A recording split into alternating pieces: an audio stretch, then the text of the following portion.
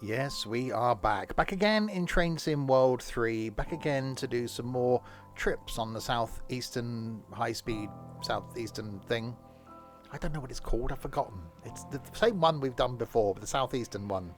Not that one. That's the DB one. The Southeastern one. That's what we're going to do. Last time we did the 465 doing the slow speed runs. This time I'm going to do the high speed runs from the place to the other place. The Faversham to the place, that one. If you're watching this on YouTube and you're already confused, welcome. I certainly am. This going out on YouTube on Train Sim Saturday. Other train related content from me is something from Train Sim Classic that goes out on a Wednesday. Something old, retro that we haven't done in a while goes out on a Monday. One of the Twitch streams from the previous week goes out on a Friday. And when I've got something new to look at, that goes out on random Sunday. There will of course be links in the doobly-doo below to where you can purchase this game. I'll leave the Steam link down there. It is available on the egg box and the station of play. And there'll be links down there as well to the Twitch page where you can watch me do this stuff live, because apparently I do that. And down there it's my Discord server as well. So good morning, as it still is, to American Truck Sim and Aaron. So yes, last time we did some Southeastern High Speed. That's the one. That's what it's called. Southeastern High Speed. I'll go back and edit that. We just ignore that I didn't know the name of it a minute ago. Last time we did the Southeastern High Speed and the slow speed stuff. This time we're going to jump straight in and do the fast stuff. So we'll do a timetable route. We'll go to 395. And we've got it on dynamic weather. So I've got the weather set for the day that I'm actually streaming this. You're probably 2 weeks behind on the YouTubes as to when that day is. And the one we're going to do, I think, we'll go... we'll see if we can find the longest one we can. I think it's going to be an hour and a quarter, isn't it? So St Pancras International to Faversham is the one we're going to do. So an hour and 14 of the minutes. And we'll click on get started. See what happens. See if I can remember how to do... I'm not going to remember how to do this thing, am I?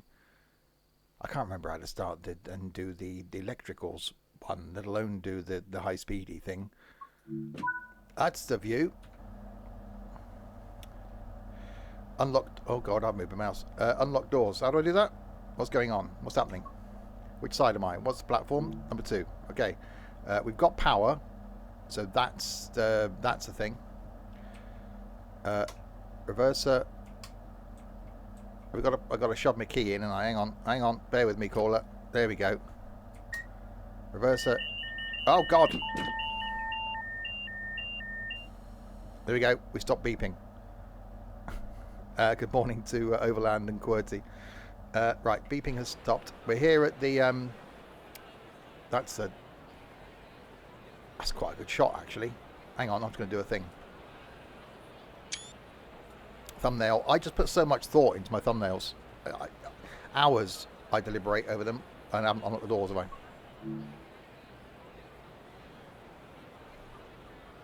There we go. Doors are now unlocked. Helps to unlock the doors in order for the passengers to do the getting on of the train. Although the passengers now seem to be just stood standing. You could hear the cogs turning from the effort. There was some effort going into that. I don't know where we're going. Let's have a look. Where are we going? We're going to Stratford, Ebbsfleet, Gravesend, Strood, Rochester, so we're off to New York. I say it every time, I know. Chatham, Gillingham, Rainham, Sittingbourne, Faversham. That's where we're going. So yeah, first time in this in Train Sim World 3. Wait until 10:52 and 0 seconds. We'll do that then. Strudel in New York. Oh, an apple strudel. Lock doors. I can do that. Maybe.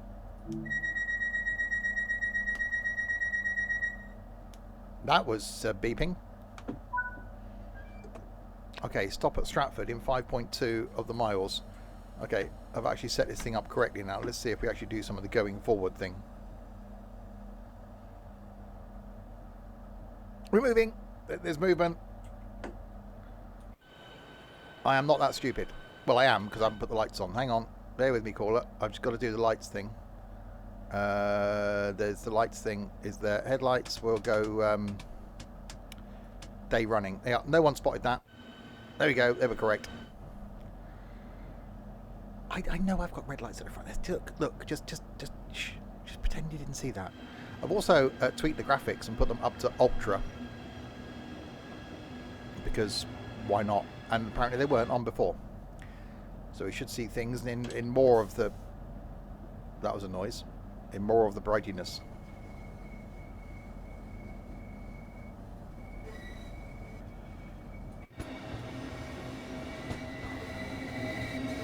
It does just look so good.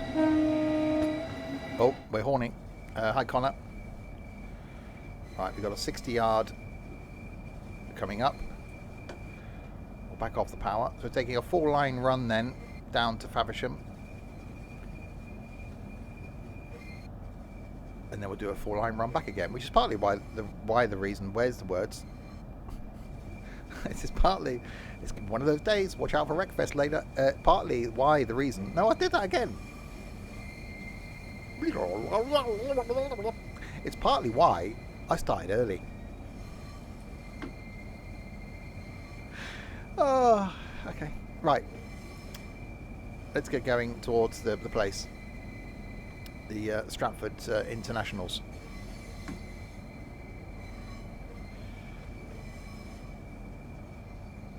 Alright, 36 kilometres an hour. I don't know why we're running in kilometres an hour, but we'll go with that. Well, we got 200. I thought I set it to the UK measurement of the distance over the time with the hypotenuse of the square. I obviously didn't, did I? We appear to be going to some sort of engine shed, or is it a tunnel?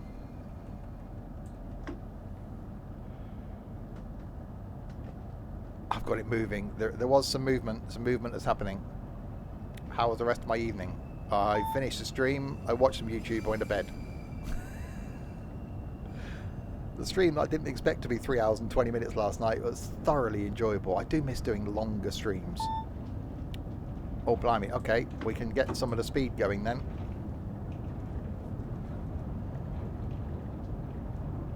Okay, up to 200 of the kilometres an hour.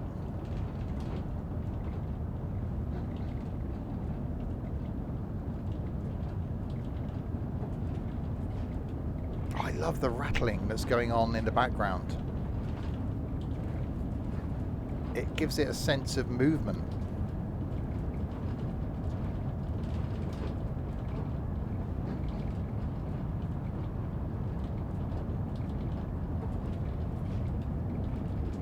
It is. That was a noise. It is September as well, so if you haven't subscribed to the channel and you want to do so, but also save some money, subscriptions are cheaper this month. So yay! So you can go, is this guy an idiot? Do I want to reward him for keeping me entertained and slightly baffled for a period of time? If so, you can do it cheaper now. Not that I ever beg for subscriptions, that's not me. But it's jolly nice when people do. Oh, it's beeping at me. It's beeping. Oh, we got 225 limit. So we're still doing the accelerating thing, and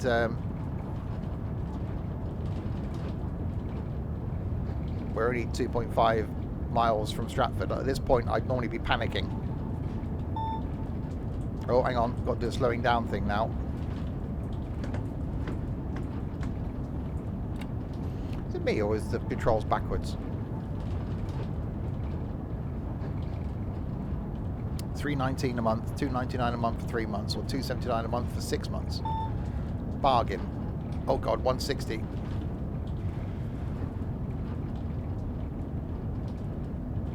Okay, I'm gonna fail at the stopping, aren't I? There's gonna be a stopping failure. Oh god, 100. Maximum brake.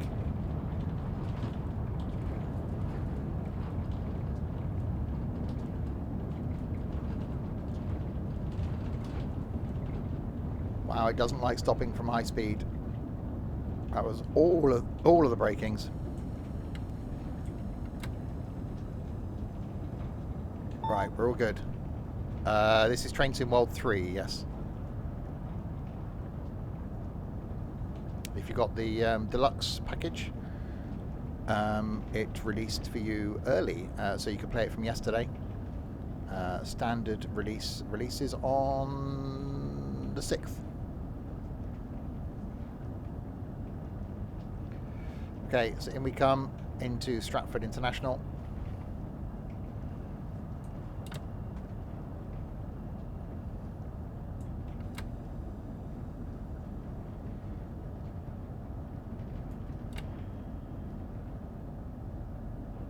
Oh, it looks so good.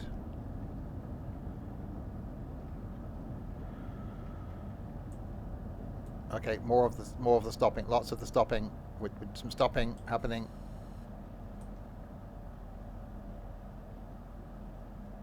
Oh, we're fine. I don't know why I panicked. Yeah, I will be streaming it again on Tuesday. We'll do one of the other lines on Tuesday.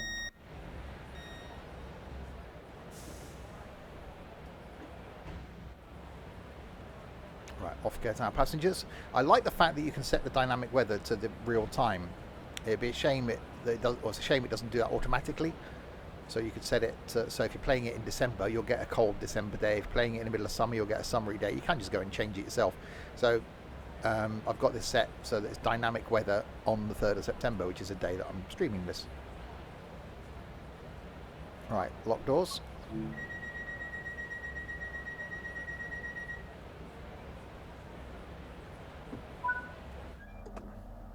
Okay, Ebbsfleet International, 16 miles. Okay, let's do the go forward thing then. Yeah, what I'm going to do is on Tuesday. Actually, on Tuesday I might go and explore some of the other features because we haven't really done that. And then maybe next Saturday then we'll do the new line because we got some of the line exploration things and the things you can do on foot. So maybe we'll go and do some of those on Tuesday, and then next Saturday we'll do the Castle to Wurzburg line. And then the week after we'll do the Cajun Pass thing. Oh, yeah. Drums, thanks very much for the follow. Welcome to Insanity.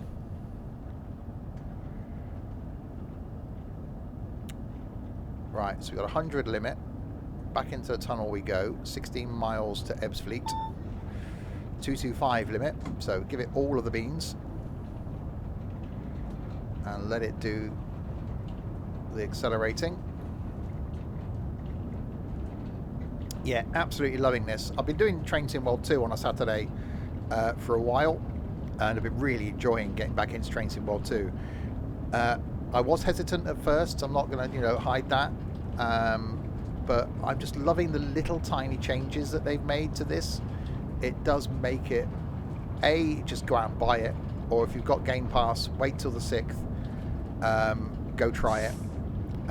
It's epic. It really, really is. It makes it feel like a completely different game. Can't wait for all my DLCs to come across so I can then go back through some of the old DLCs, so use this same interface and menu system on my old DLCs, so I'll start going back through some of those again. Obviously any new lines that come out in the future, I'll be doing those, but it's really reinvigorated me back into doing more Train Sim World content. It's so good.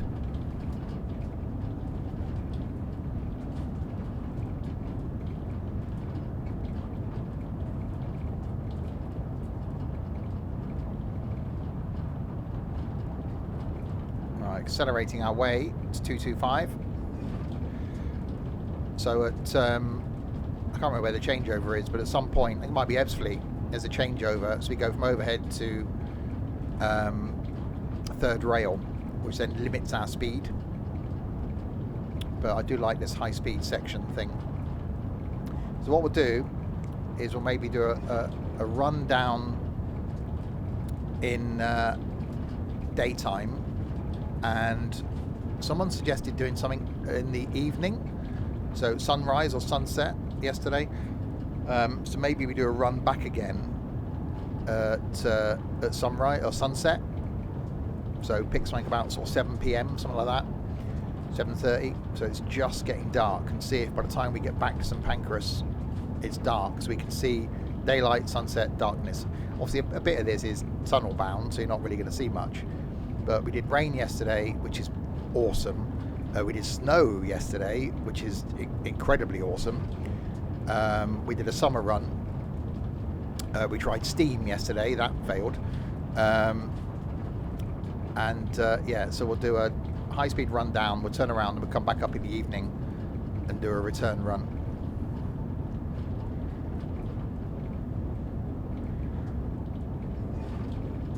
Right, so running flat out pretty much, going slightly uphill, 219 kilometers, 11 miles to Ebbsfleet.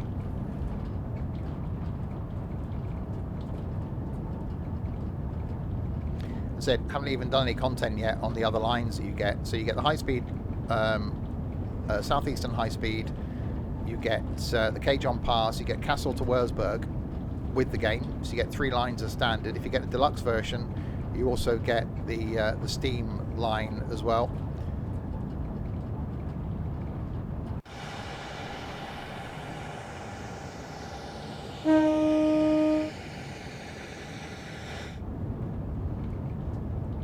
And yeah, if you've had Train Sim World 2, then eventually, I don't know when, any DLC that you had for Train Sim World 2 will work in Train Sim World 3. You're looking forward to the Cajon Pass because you know it'll irritate me. Yeah, that's why I'm leaving it till last. I'm not a fan of American freight stuff. I will cover it, obviously. I'm just not a fan of American freight stuff. I like the trains. I just don't like the whole, you know, going slowly thing. American passenger stuff I actually quite like. There's some really good American passenger routes. I love the Harlem line. That is really good.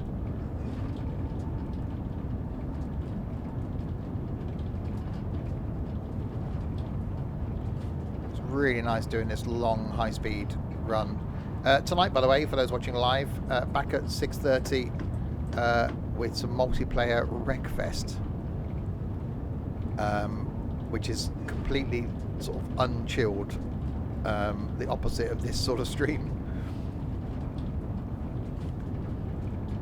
And then tomorrow lunchtime back on our multiplayer farm to do some chilled out farming. And then Tuesday we'll come back and do some bits and pieces in this. Next Wednesday will be some Train Sim Classic. Next Thursday possibly some Forza Horizon 5 at the moment. Next Friday will be something multiplayer. Next Saturday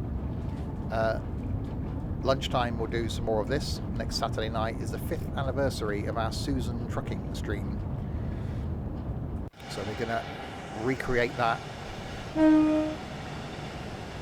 Doesn't that look good?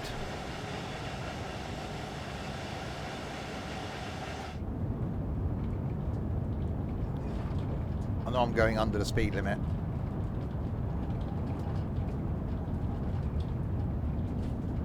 I know I'm slowing down. It's fine.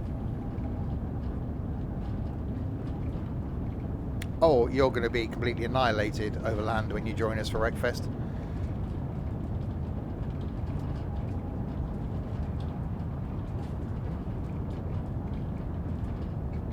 Another train coming the other way.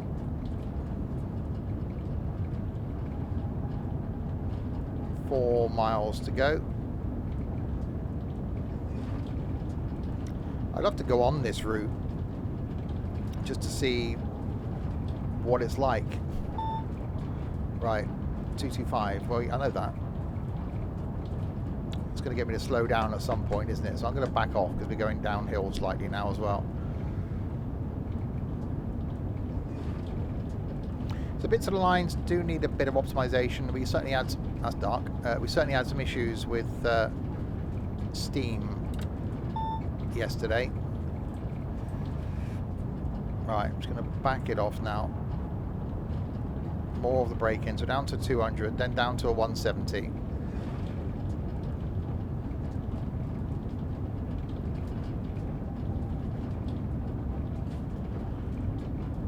So bring that speed down, 1.9 miles to go to Ebbsfleet.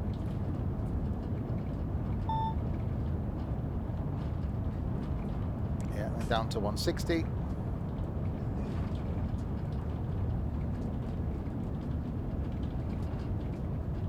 I'm going to keep bringing it down. There we go. Right, 1.4 miles to go. I think it's Ebbsfleet where we switch to DC. So we have to lower the shoes. I've got to remember how to do that. There's some buttons and things. It'll be fine. It'll go smooth. It'll be perfect.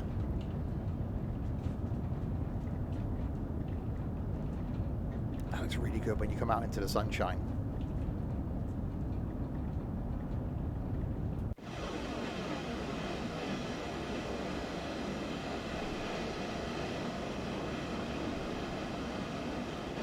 First take them off your feet. Well, I'll have to go and put some on first. So that'd be inconvenient, wouldn't it? I'd have to go and put some on and then take them off.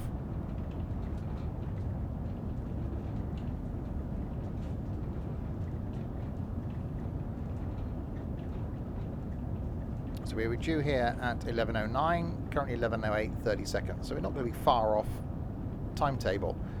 That can't be right. I can't be right. I can't be on time for something. That's just not right.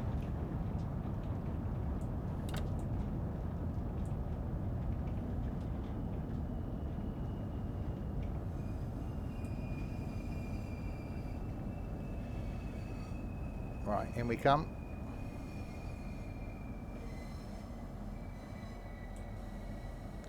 Into Ebbsfleet.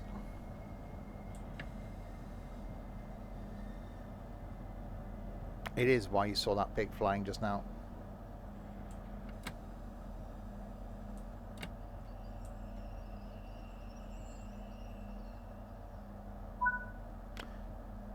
Right, the service is power mode. Must be changed before we continue the journey. Okay. So that is here. Pan up, shoes down.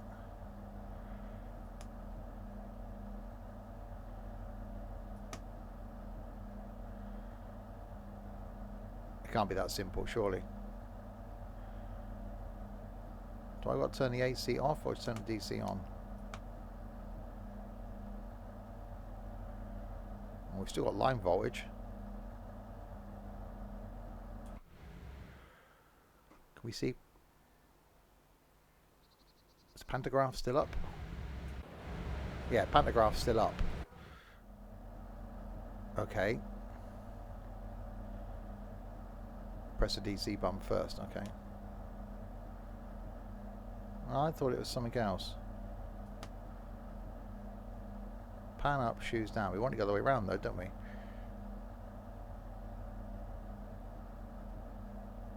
Hang on. Pan down, shoes up. Pan up, shoes down. Pan down, shoes up.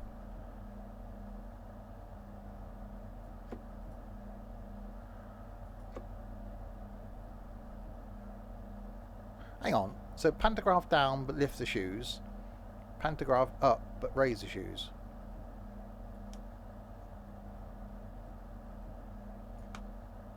Hang on, we got line power again. Hang on. Let's go. Ah, there we go. Pantograph is down. Okay, no, we should be good now. Wait until 11, 13 and 30. Okay, so yeah, we should be good. Pants are down. There's some buttons. You got to press some buttons. It's fine. So now we're on third rail. You didn't realise Train Sim 3 was out already. Absolutely. If you got the deluxe version, it came out for release yesterday. If you got the standard version, it's available on the 6th, so for 3 days' time. And it is very, very good. Had 3 videos go out on YouTube yesterday. Had the stream last night, which is 3 and a bit hours long. I've had a video go out on YouTube this morning at night, which is rather jolly, where I did fail a bit at the end. Not that anybody will watch that far. And streaming it today, streaming it on Tuesday again as well. Hi, Shorty. So we're going to wait until 11, 13 and 30 seconds. Probably get up and have a wander about, can't we? Welcome to Ebbsfleet. The way out is that way. Okay. Oh, I want to go down there. Passengers must not cross this line. Well, they can't. There's a flipping fence in the way. That'd make it slightly difficult, wouldn't it? Ticket checks are in operation at this station. Please have your ticket ready for inspection. I haven't got a ticket. I haven't got a ticket. It comes with 3 lines. So the Southeastern High Speed, the Cajon Pass, and the Kassel to Wurzburg. 3 different trains available for this line. I think 2 available for the Cajon Pass. Kassel to Wurzburg is 2, I think. 3. So a standard, a few.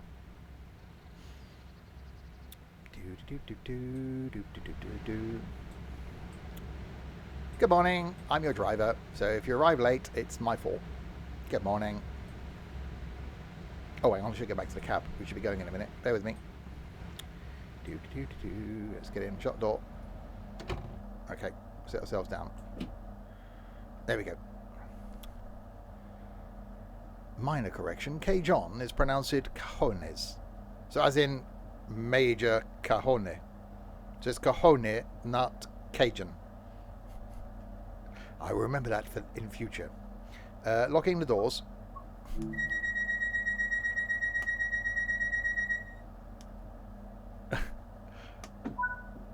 Right, we'll see now if we got forward momentum, if I've done the whole shoes thing correctly.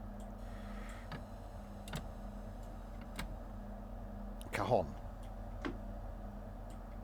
We're moving. It's moving. Okay, we successfully put our shoes down and pulled our pants. No, we pulled our pants down. And also our shoes. Off to Gravesend. So line speed is now lower. We're now in miles an hour instead of kilometers an hour.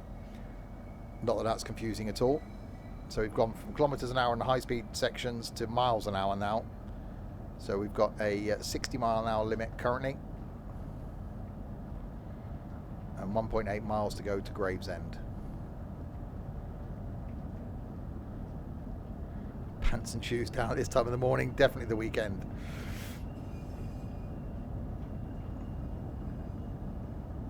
So a green in 200 yards, 70 limit in 500 yards, although we're only 1.6 miles away from our next stop, so we won't go wild.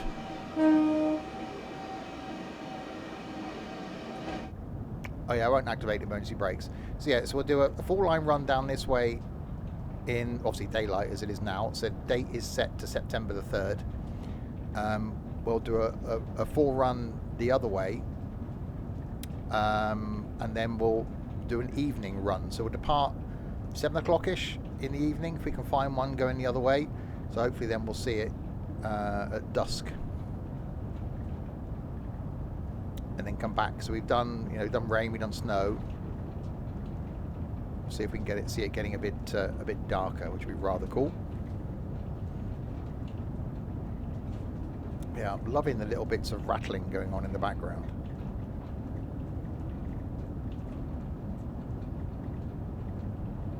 It is so good.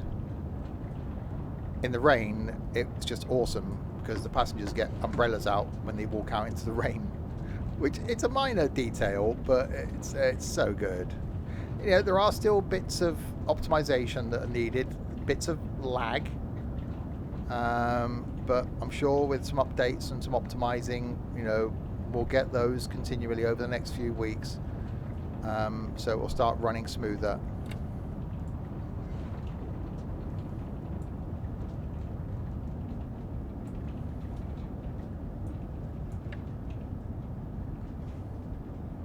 The one feature that makes this game, umbrellas.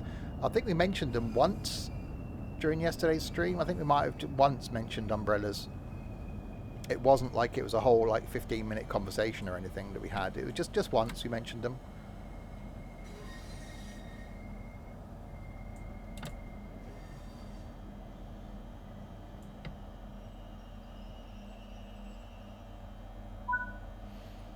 Okay, unlock doors. So we'll train in that way, going the other way.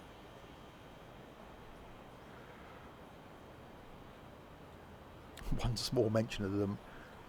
I barely noticed it until you reminded me just now. Thanks for reminding, Shorty. At some point over the next few days, I will be starting a competition in the Discord server. I've got multiple Steam keys for this game to give away. Once I'm given the okay by Dovetail, I will put details of the competition in the Discord server. Very easy to enter. Well, a bit of creativity may be needed. But yeah. So if you're interested in the game, keep an eye out in the Discord server. So wait until 11:18 and 0 of the seconds. And then we can do the departing thing again.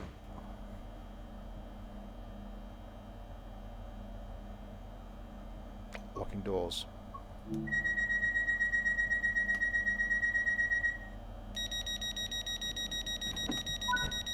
Okay, stopping Strood in 6.5 miles. If it's post a picture of a train, we know Overland will win. Well,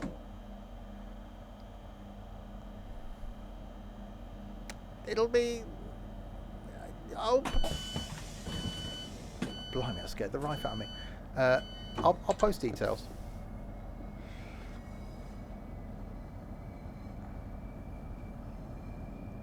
Right, off to Strood. I just love the audio. I think the audio seems to be better in this. Graphically, it's just awesome. The weather and the dynamic weather, say the snow that we ran in yesterday, we didn't run in it, drove a train in it, was brilliant. It's just the rain. It gets me.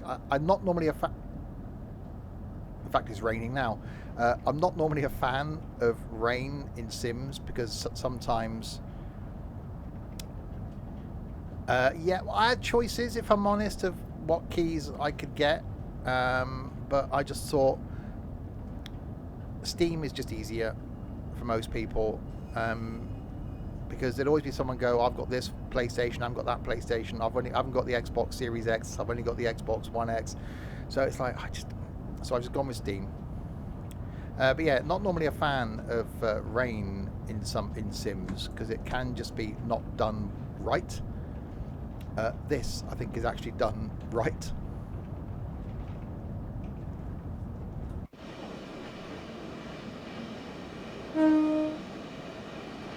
Right, we can speed up a bit now.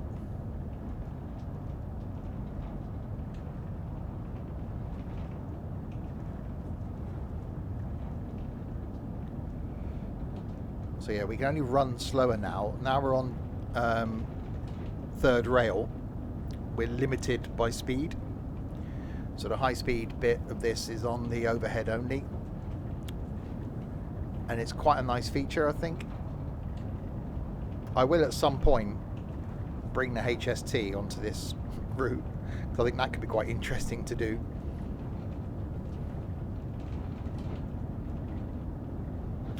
To be honest, Aaron, not 100% sure. I know it's certainly on next-gen consoles. I don't know about its backwards compatibility with the older ones. Logically, yes, but I'm not 100% sure. I will be reviewing it on console. Probably that in a couple of weeks' time. But that'll be on the Series X.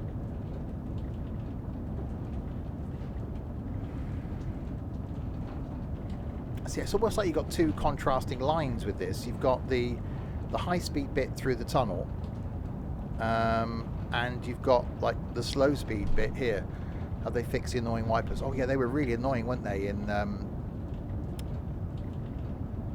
PC version? There.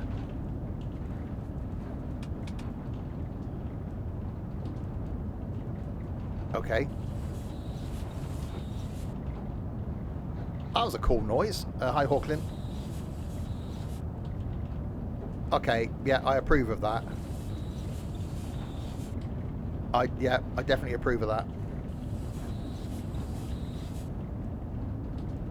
Yeah, no, that's good. I like that.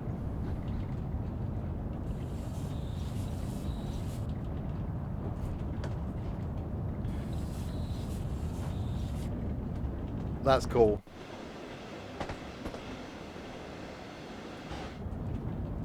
Okay, so making our way towards Strood. Now I want to see now, is it raining enough for us to have umbrellas out on the station when we get there?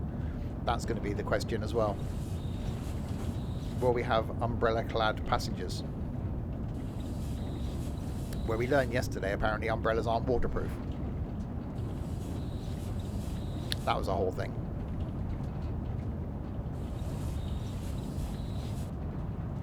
House got struck by lightning. Oh, blimey.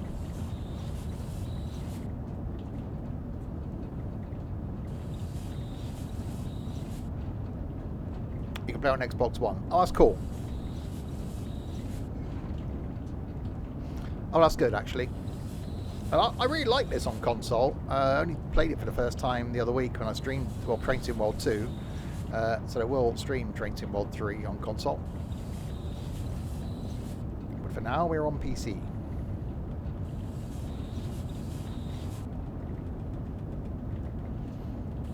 Alright, 2.5 miles to go.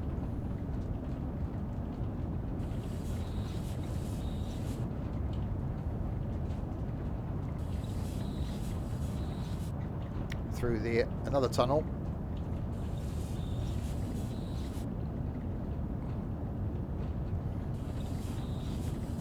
Oh, definitely not good then. I don't know why I need to run the wipers in here, because it generally doesn't rain in tunnels. Unless they're leaky tunnels, of course.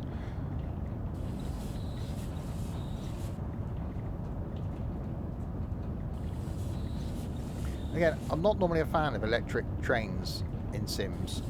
But this actually sounds really good. Obviously, you haven't got the motor whir, because you wouldn't have. But even, say, the rattles in the cab and the rumbling audio, I think it's done very, very well. Unless, of course, yeah, the tunnels are made out of the same material as umbrellas. That could be a thing. Or umbrella, as the song goes, apparently.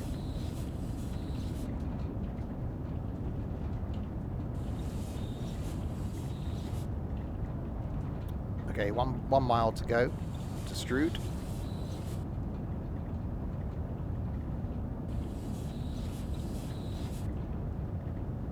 I see a green light. I see a light at the end of the tunnel. There is definitely one.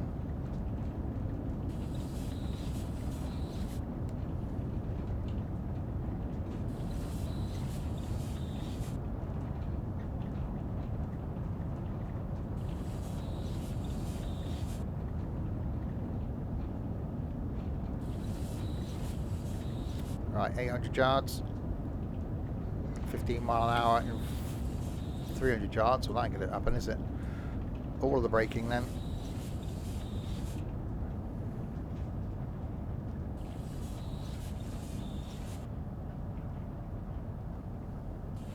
As we come into the light. A little bit speedy coming out of there.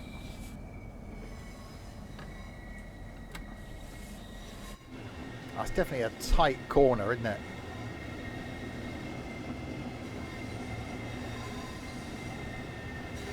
Right, will we see umbrellas? Will we see any passengers?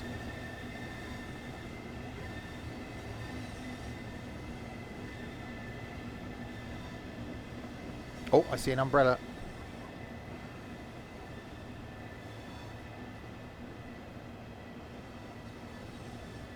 Yeah, passenger with umbrella.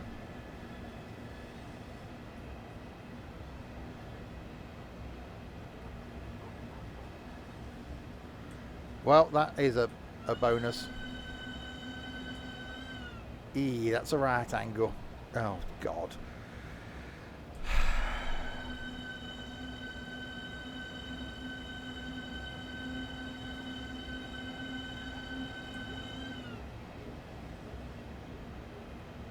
I was like someone squeezing a cat.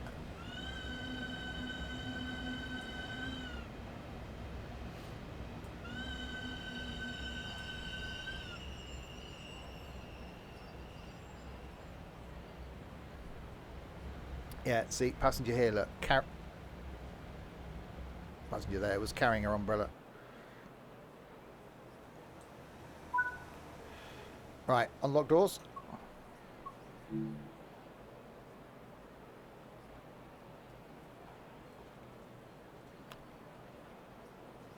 It does just look so good.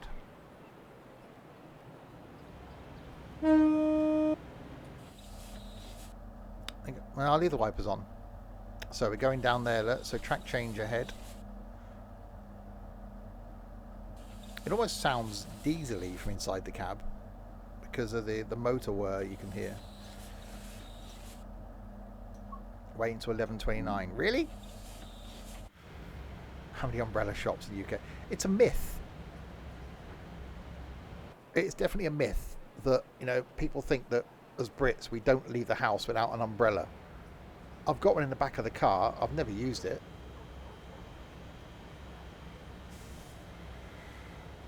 So there we go. So one person stood with an umbrella.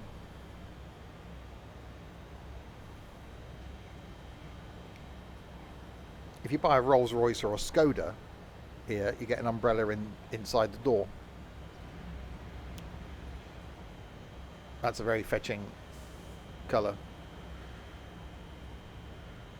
It does rain a bit, but you either just get wet or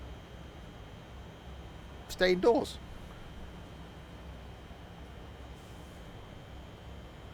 Yeah, even though it's not raining now. Yeah, it's a good point actually. It's not actually raining now. But he's like, no, I'm not getting. I've just had my hair cut. I'm not getting it wet. I'll turn the wipers off now then. There we go. Right, lock doors.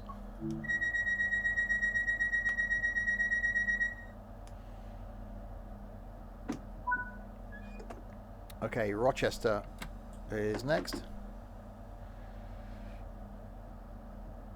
Rain must be different. It's the same stuff.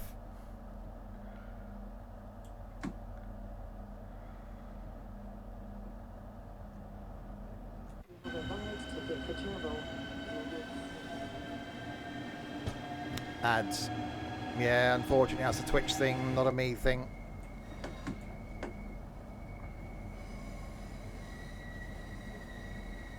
I don't run ads. We have a drought at the moment, yet last night I came off the stream and thought, what the hell was that noise?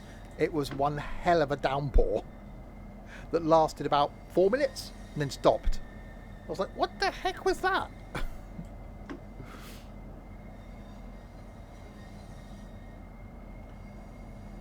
Right, another train coming the other way. Across the river we go.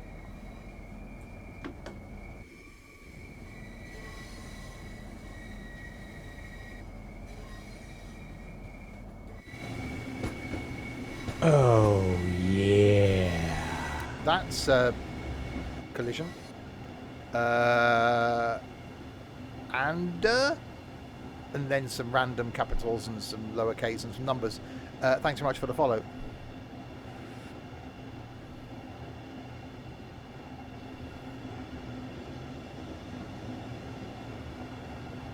Water, still better than X-Plane. Right, in we come into Rochester.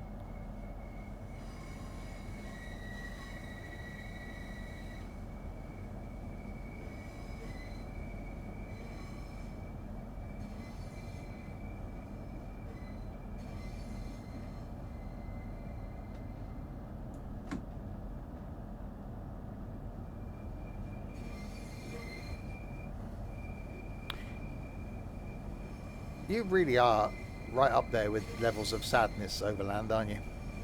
Just, you know, just saying.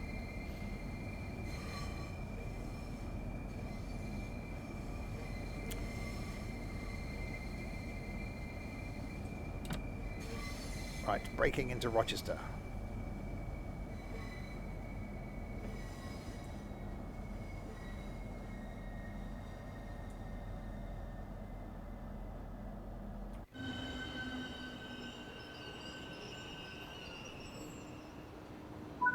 Go, unlock left.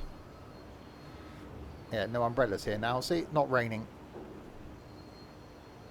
See, why would you carry an umbrella with you when it rains for 10 minutes and stops? You're then walking around with an umbrella. Just either get wet or don't go out. Or go out when it's not raining. That's supposed to be today, isn't it? The Artemis launch thing. You can hit people with it. You could hit people with it. That's generally frowned upon. Wait until 11:32:30. That's good. It's just been roughly on time still.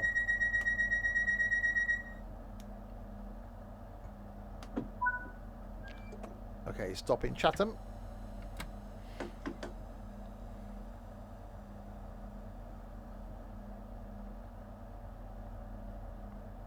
You just put your hood up. Yeah, I had this discussion yesterday. At what point, surely if you don't put your hood up when it starts to rain, you're going to end up with a soggy hood. And then you're one of those people that's walking around with your hood up because it just looks ridiculous. I never quite get, right, these people, and I apologise if you're one of them that's watching. A, the people that wear a hoodie with a baseball cap underneath. What's all that about? How dry do you need your head to be? And then B, the people that drive with a hoodie and a baseball cap on. Surely if you turn your head to look to your right, your hoodie stays where it is. You can't see where you're going. Why would you just take that? You're in the car. You're not going to get wet. Take your hoodie down and then you can see. People that wear hats in cars, you should just be able to stop the car, drag them out and pummel them to death with a baseball bat.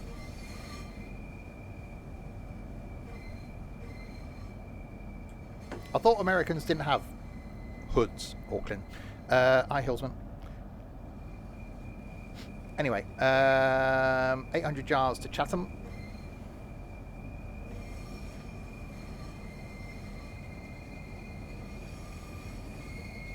Through the tunnel. Well, cricket bat. Baseball bat. Don't want to ruin your best cricket bat, do you?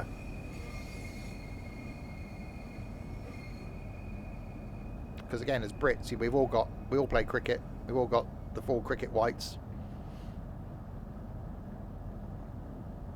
We all like football, allegedly. We all play cricket. No, hate football.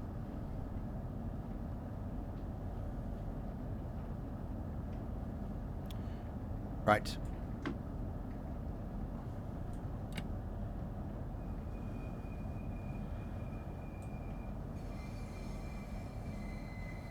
I would say I've missed you, Hillsman, but I'd be lying.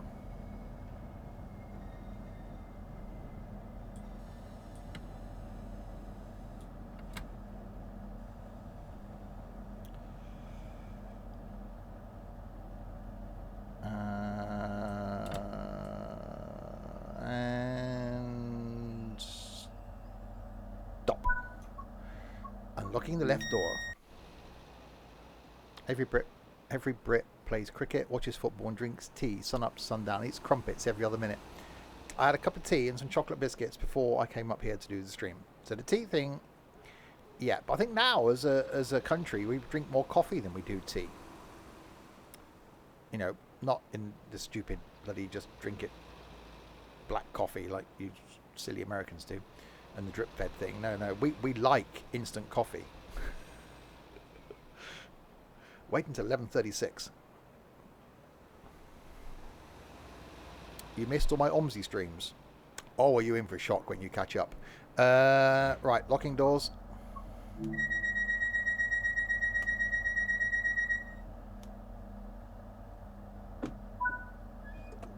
Okay, Gillingham is next in 1.4 miles.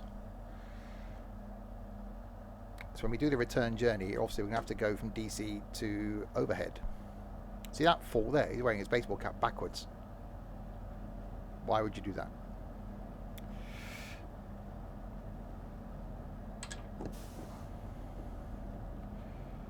Right, through another tunnel.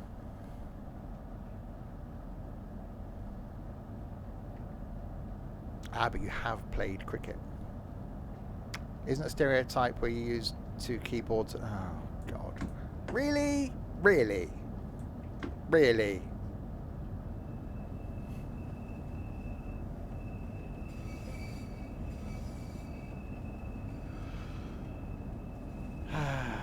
do apologise.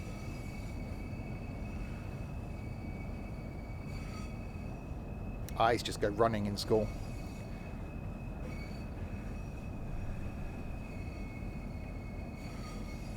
I've actually, I need to remind. I had an emoji done of really, but only had one done, so I need to arrange to get the rest of them done, so we can add that. I'll see if I can get that done this weekend. Cricket's too complicated. It's not. It's easy.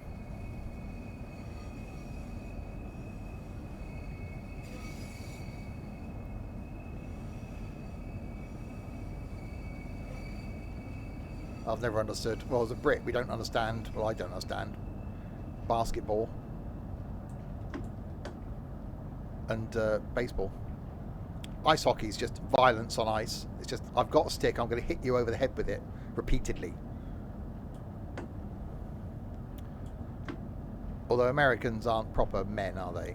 You know, you put an American football player on a rugby pitch with some proper rugby players in the middle of January without any of the bloody masks, headgear, shoulder pads and all that lot that they wear, that'll show you a proper sport. You can't hit people in the head. Well, you know, if you did, they're wearing a bloody hat, aren't they?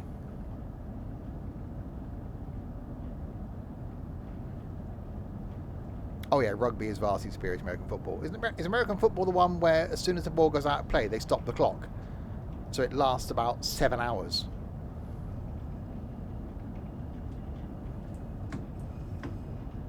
Same with basketball, isn't it? Basketball, you can come down to like having 8 seconds of play left. It's like, really? How precise do you bloody need to be?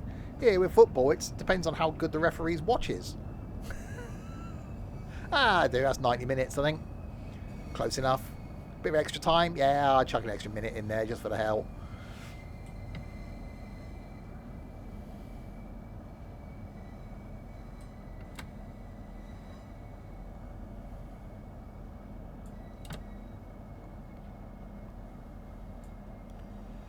Right, we are arriving at Gillingham.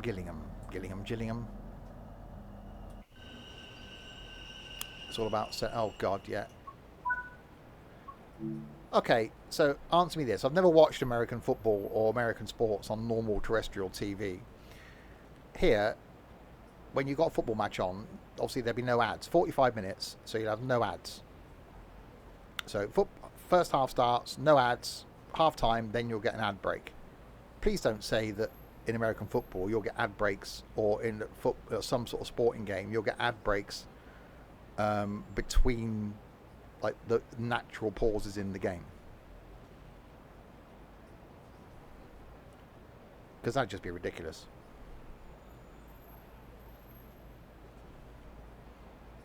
We had, I think, Channel 4 here did the Formula 1 coverage for a very short period of time, and people went nuts because they ran adverts. How can you do that in something that's live? You can't run an advert. Ad breaks every 5 or 6. I see. I couldn't watch that. That would just do my complete head in. Right, stop at Raynham. That's why I don't watch terrestrial TV. I don't watch anything on terrestrial TV. I think that's why the popularity of streaming services is just increased. I cannot remember. Actually, the last thing I probably watched on ITV was on the catch-up thing, which still shows bloody adverts, was Millionaire last year, I think. That was it.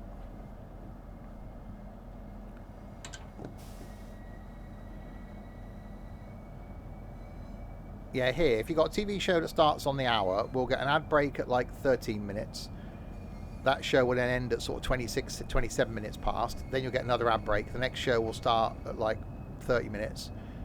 And then you get 4 ad breaks in an hour. So one on the hour, one at 1:15, one at 1:30, one at 1:45, roughly.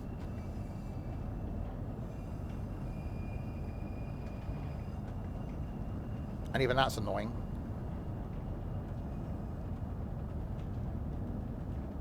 But I just don't watch any terrestrial TV.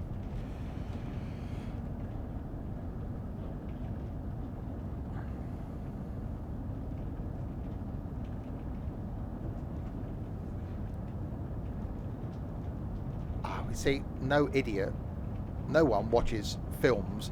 If a film you want to watch is on ITV or Channel 4 or Channel 5, no one watches it. Because, oh, it's an hour and a half film. It's on for 3 hours.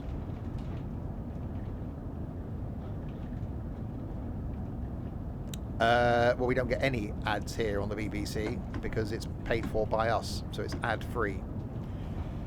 But whether on BBC America, you will get ads. But yeah, here, there's no ads. That's why the most popular commercial radio station, the most popular radio station in the UK is BBC, because you don't get any ads. The commercial stations, you'll get like 4 minutes of ads, 3 minutes of song, 4 minutes of ads, because that's what pays for the radio stations. So, you know, the most popular radio station here is Radio 2.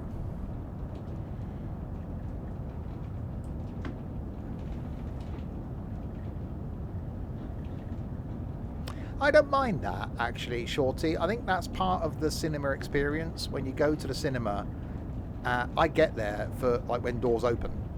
So I'm sat there before anything. The lights are up. I'm sat chatting if I go with someone. And then I quite like the adverts, and then you get the trailers to the films, and then you get the film. I think that's all part of the experience of going to the cinema. On TV, no. And I think that's where a lot of commercial stations are now struggling, because people are switching to streaming services.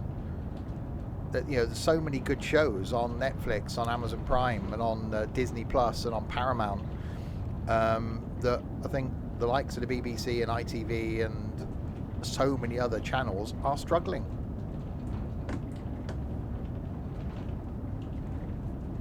You know, the Lord of the Rings TV series, which I'm going to watch the first one of tomorrow, the most expensive TV series ever made per episode. It's on a streaming service. They wouldn't have the money to do it on normal TV. They wouldn't be given the budget.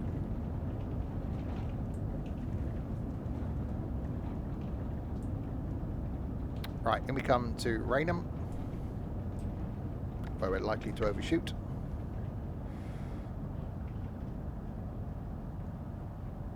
Forgot we were driving a train. I'm just so immersed in it. They've got the audio going in my ears, which is fantastic. I'm just trundling along quite nicely.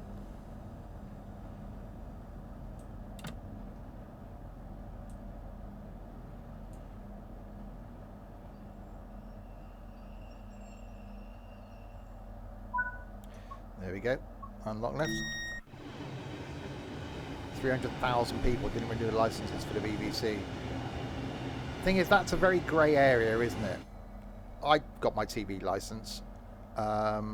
It used to be that if you could receive BBC TV programmes, then you had to have a license. But I think so many people now are going, I don't watch any BBC content, I don't need a license. So many people haven't renewed because it's like that chance they'll take.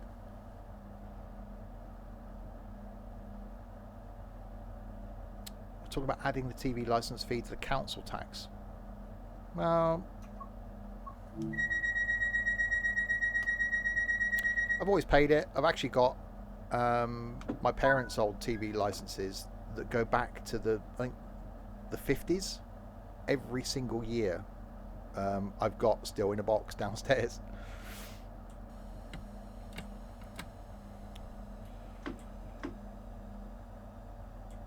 Well, we don't like to be taxed, but we are the most taxed country in the world. Right, Sittingbourne is next in 5.7 miles. You get a job, you pay tax. You buy something, so you go out and buy a car, you pay tax on buying that car. You have to pay road tax to drive the car on the road, and then the fuel you put in that car is the most taxed thing we have as a country.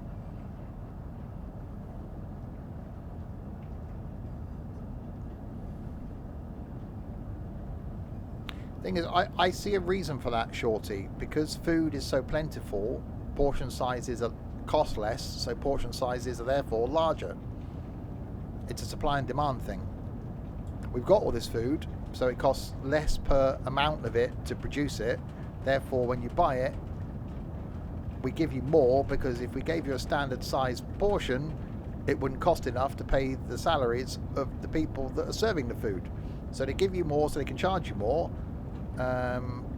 which means the economy continues to grow. And they're fat. I was trying to go around it the polite way.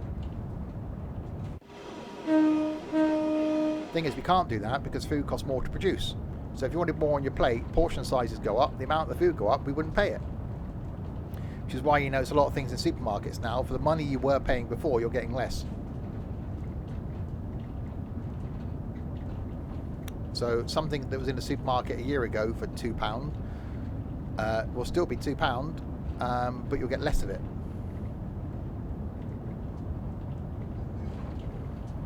Anyway, back to trains.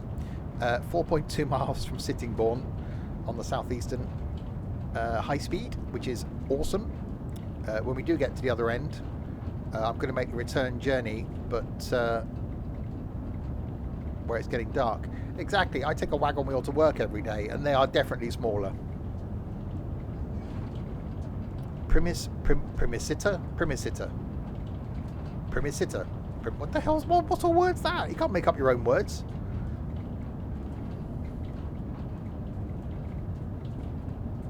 Oh, right, we got a 70 coming up. Prime Minister.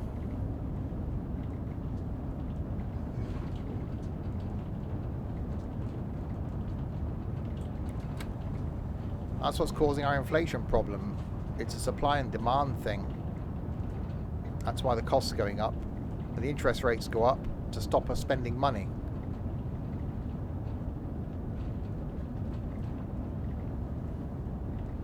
So if the price of things go up, we won't spend the money.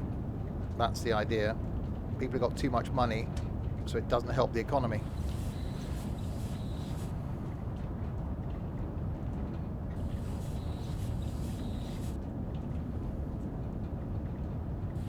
$17.99 is not bad for steak and chips. Right, we've got an 80. We're currently doing 60.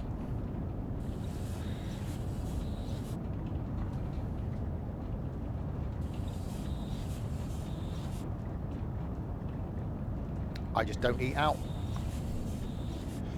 And I think we're announcing the new Prime Minister, aren't we? We don't have Arby's, no. The new Prime Minister is being announced on Monday, and then they can finally decide what they're doing. I'm not going to talk about politics here. Tuesday, is it? Okay, I'm not talking about politics here.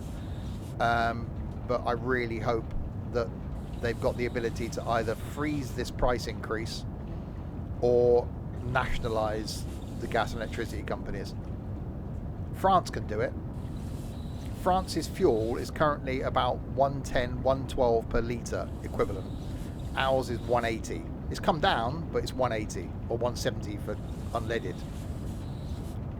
The increase on gas and electric prices in France went up by 4%. 4%. Here, 215% increase. Saw on Twitter the other day, someone with a small local bakery, their gas and electric price for a year went from like £1,500 to like £9,000 a year. So they've had to shut the business down. The government needs to step in. They've got to step in. The amount of people that there's going to be in this country that will have to decide between heating and food this winter, and that should never be something that anybody in the year 2022 has to do. No one of any financial ability should have to decide, do I put the heating on or do I have food?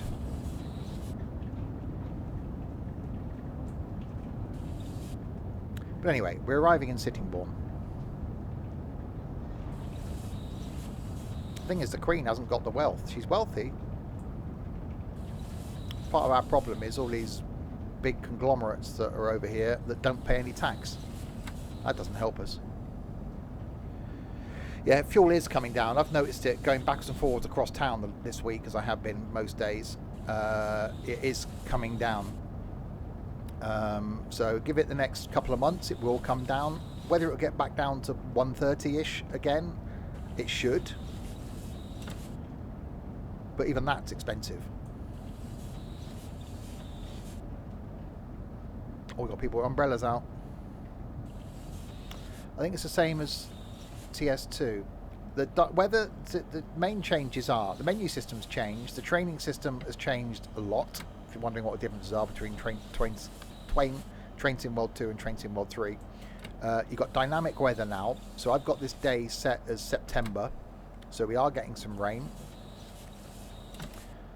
I have ad revenue to pay my electricity bill. Yeah, my electricity bill is going to go from what I'm currently paying at about £165 a month to 300 and something. Yeah.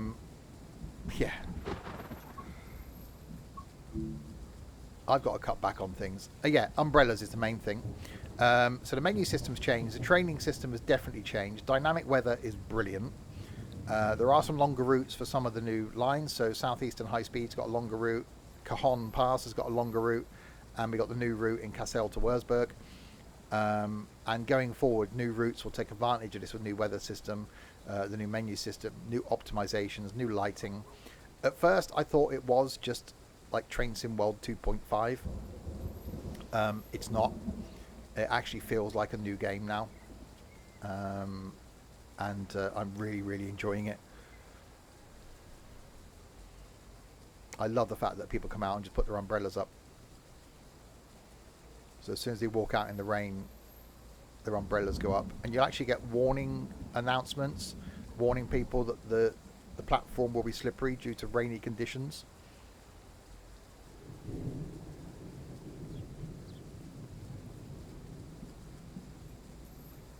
And the weather sounds so good as well. It is really good. It is very, very good. Even if you got Train Sim World 2, at first, again, being honest, I didn't think it was that much of an upgrade. I love it. I like the menu system in the original one. The fact that when you jump in now, you can just do the training on the train if you get a new DLC without having to do like the look up, look down, look left, look right. This is how you put a poster up. This is how you do this. This is what that in the corner of the screen means. This is what that in the corner of the screen means. You can just jump straight in and learn to drive the train. If you got people that have never played it before, they can do that training. So you can choose. If you're still watching at the end, I'll show you. I'll go back through the menu systems again, and you can just do that training now, which is really good.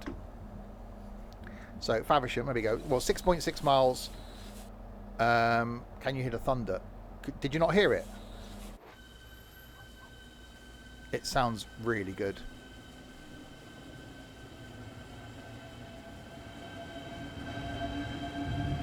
There you go.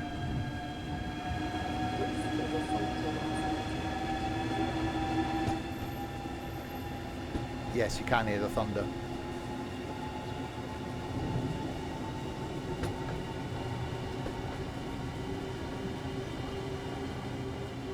Yeah, it's brilliant. The dynamic weather, I say, you can set it to whatever day you're playing in. So I'm actually looking forward to that. So going forward, any video I do or any stream that I do, the weather in game will be the same as the day that I'm streaming it. So this is the weather for the 3rd of September. So you'll get a mixture of like summery bits, rainy bits as we progress further into the winter. So over winter, we're going to get cold, we're going to get snow, and then we'll come back out of that into spring next year. So it's going to be realistic, as though you are doing those routes in that weather. I'm really looking forward to that. I've done that in Fernbus for years. The weather's been dynamic, so over the course of the year you see the weather change. So no matter what route end up doing, the weather's going to be as per that route.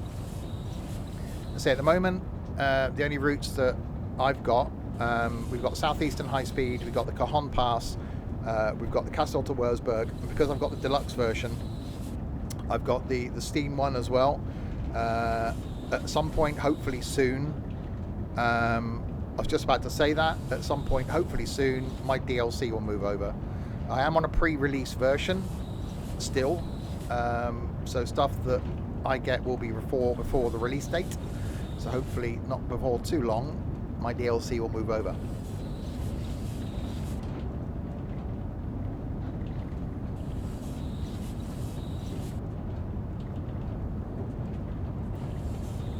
And I will be running a competition in my Discord server. When's release date? Deluxe version released yesterday. So if you buy the deluxe version, you get it early. Normal release date, and when it goes on Game Pass, it's the 6th, 3 days time. So yeah, I will be running a competition in my Discord server, starting in a couple of days time, hopefully, where I've got several keys to give away for Steam.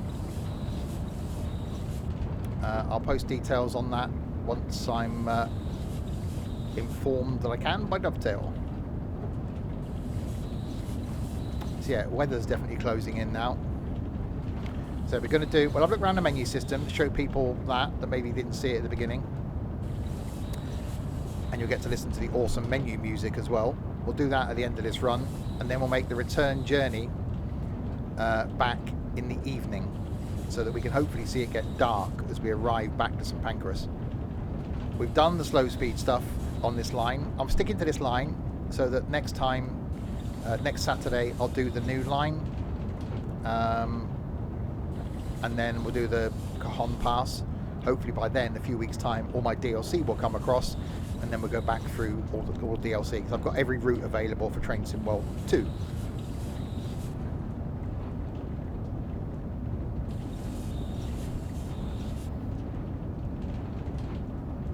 Yeah, I said that a few minutes ago, Simba. So yeah, even in the rain, it just looks so good.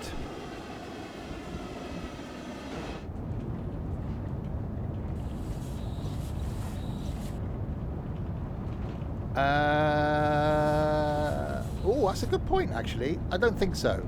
You get rain and thunder. I don't think so. But the menu music is brilliant. There's actually a 12-hour version of it that was linked in the Discord yesterday. We actually had the person that created the music pop into the stream yesterday as well, which is rather cool. Tonight, though, back with something completely different. At 6:30, got some multiplayer Wreckfest, which is going to be mayhem. Tomorrow lunchtime, back with some farming on our MP farm, and then more of this on Tuesday, where I'm going to look through some of the training aspects, some of the other bits you can do in the game. We'll spend a bit of time doing that on Tuesday, some of the achievements you can unlock, etc. And then we'll come back and do the Cassel to Wurzburg next Saturday. One of the features that is good, and I'll show you in a second when we get to Faversham, is the quick route. So if you just jump on and go, I've got half an hour, I just want to do a quick train sim route, you click on the quick route and it will put you into one of the scenarios from one of the routes you've got. So randomly, it'll just plonk you in one of the way you go. I like that, because otherwise, if you're like me, you'll spend 5 minutes sat going, nah, I did that one recently, oh, I don't really fancy that one, oh, that one's in the rain, oh, that one's at night, oh, that's a freight one, don't like that one, oh, I don't want to do that one. Whereas you just click on it and go bang, and it puts you straight in. And then you'll just go, okay, set it up and go. So there's one for 30 minutes and under, and there's one for 30 minutes and longer. I'm hoping they're going to put in, like, it'd be nice to do like 30 minutes and under. Although 30 minutes and longer is going to be anything up to an hour and a quarter, isn't it? But it'd be nice to go, right, 30 minutes to an hour, and then an hour plus. Which isn't going to be many that are an hour plus, but because sometimes you don't know how much time you've got. If you've only got an hour, you don't want to jump in one that's an hour and a quarter. But yeah, I quite like that feature.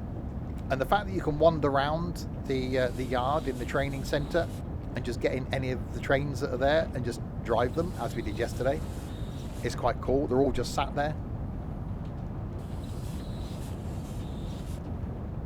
Except the steam train, we found out, but that I think is because it's from a different era. because that's set back in the 50s, whatever it's set. Right, single yellow. Right, we got a red coming up.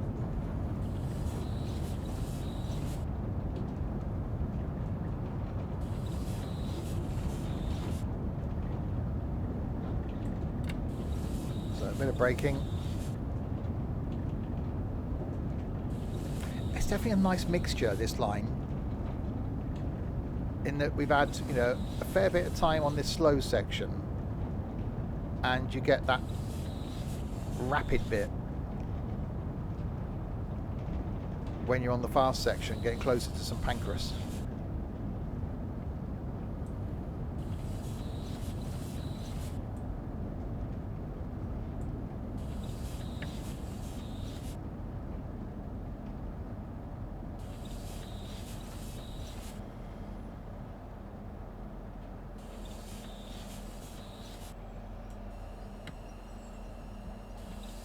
Right, this is our go via. Right, we've got a yellow just as we approach it, and stop at Faversham. Only just made it, so a track change coming up.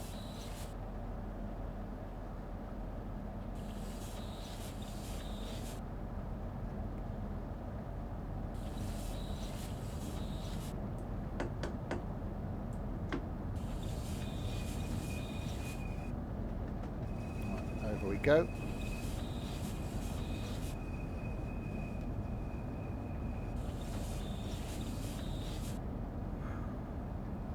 Is Ashford in this? I've been to Ashford. We might have been to Ashford. We'll see where we can start from, going the other way at dusk. High subsonic.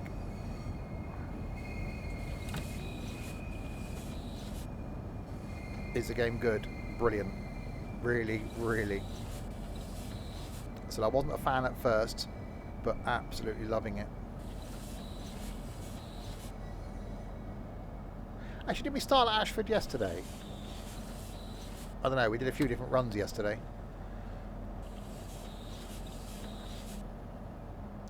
Right, we are arriving at Faversham.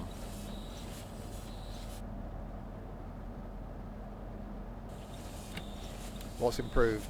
Dynamic weather, length of some of the routes, menu systems completely changed, training centres completely changed.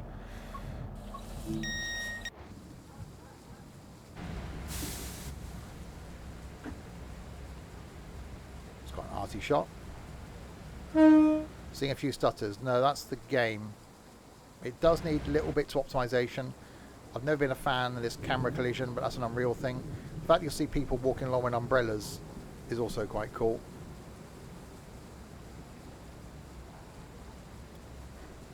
Which if I go... There we go. Oh, bugger. See, people... I was going to go show the umbrella person. Right, let's go back to the main menu then, and you'll get to see the awesome main menu. So this is the start menu. The menu music will kick in. There it comes. So menu system completely changed. The difference being now, if you want to just drive a particular train, you can click onto the trains. You can click on the train depot, then do a timetable route. Pick the trains that you've got. So obviously as more DLC go in, you'll get all of your trains available in here. So if you wanted to go, I don't know, I want to drive the Jubilee class. Click on it. Click on the Jubilee. So if you were doing your own livery, etc., they would be there as well. So you can click the version of it that you want to be in. So they would appear down there.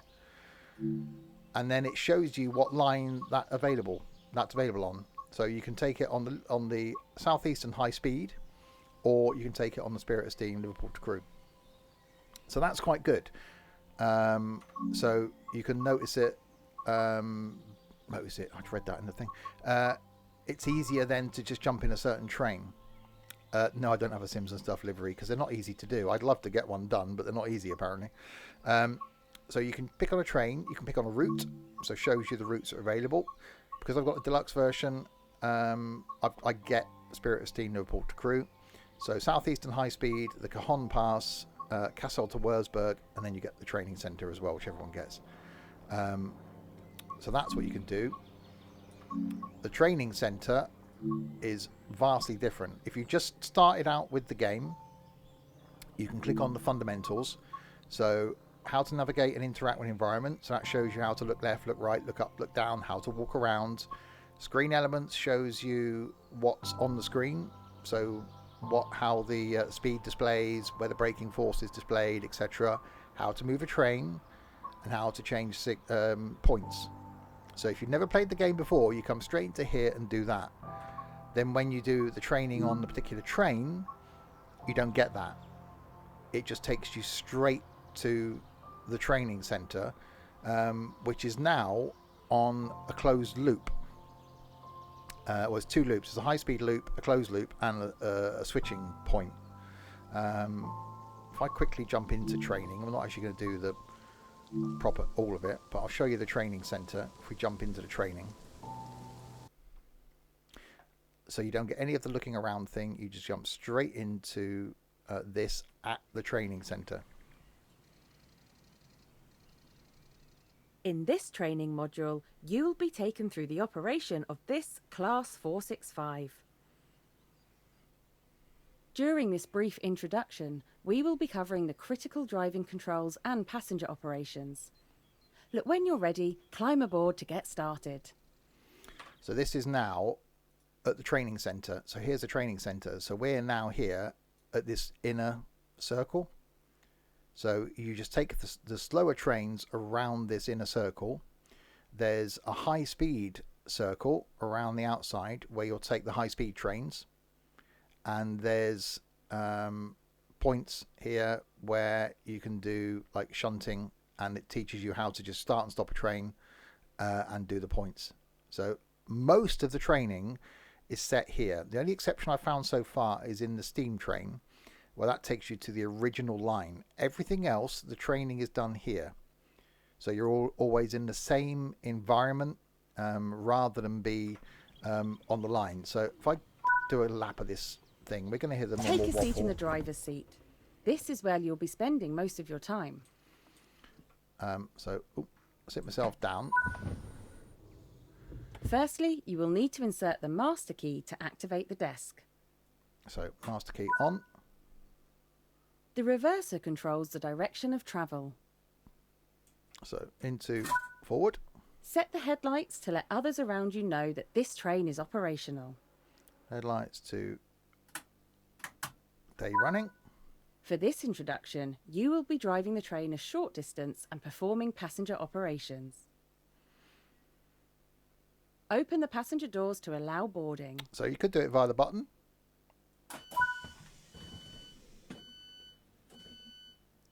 And then the doors open. They don't stay open very long because there aren't actually any passengers because it's the training circuit. There we go. And now we can close them. Close the doors before departure.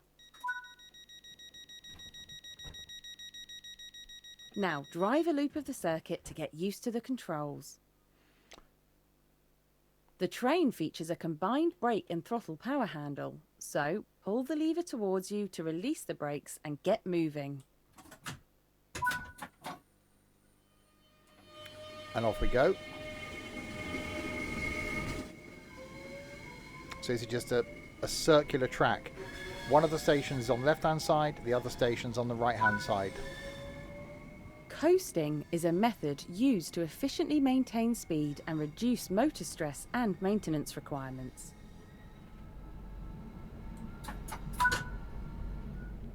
Development of the Class 465 networker began in 1988, with the first unit being delivered in 1991 and the final in 1995. Of the 140 units produced, 131 remain in active service, 40 years after they were first introduced. The Class 465 networker's 8 traction motors produce a combined power output of 3,000 horsepower, that's 2,420 kilowatts, and allow the train to reach a top speed of 75 miles per hour. There we go, so continuing round the loop. You are approaching the station. Begin applying a small amount of braking force to bring the train to a gentle stop. So the loop's great because it gets you used to controlling the train in a very clean environment.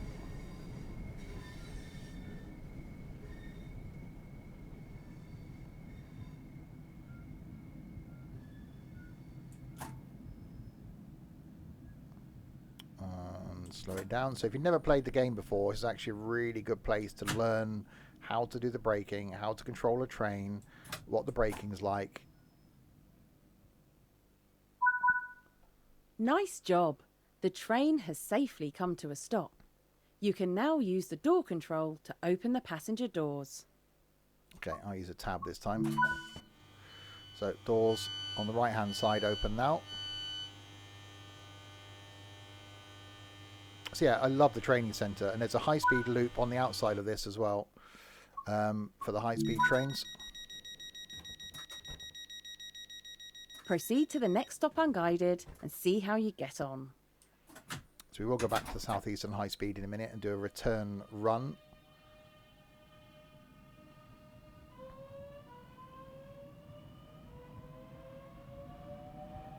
Got to open the windows. Okay, we can hear.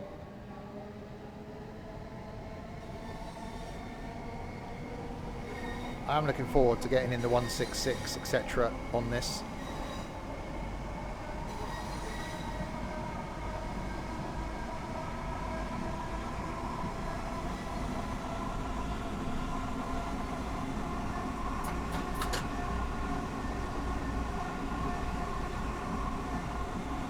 Yes, this is set up for third rail and overhead, so any train you've got will work on this. Hi, Trent.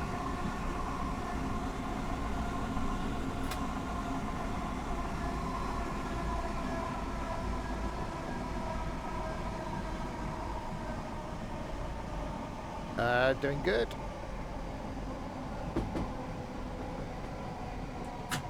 So down we come to stop back here. So yeah, the training centre is brilliant. It is really well thought out, really well reworked. We did this Class 66 training last night.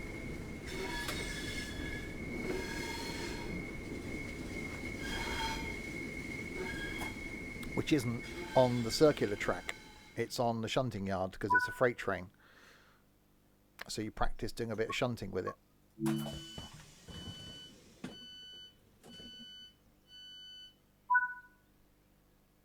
Good work. That concludes all of the basics of operating this train. So there we go. So that's the training centre. It is done really, really well. The good thing as well, I won't spend too much time on it because I want to do the return trip, is you can actually explore the training centre by foot. So if I jump in quickly and you can walk around, which I thought, why would you want to explore the training centre on foot? Well, there's a reason. Because all these trains are parked here. I managed to get one of them moving yesterday, but you can just climb aboard and get in any of them, start them and move them.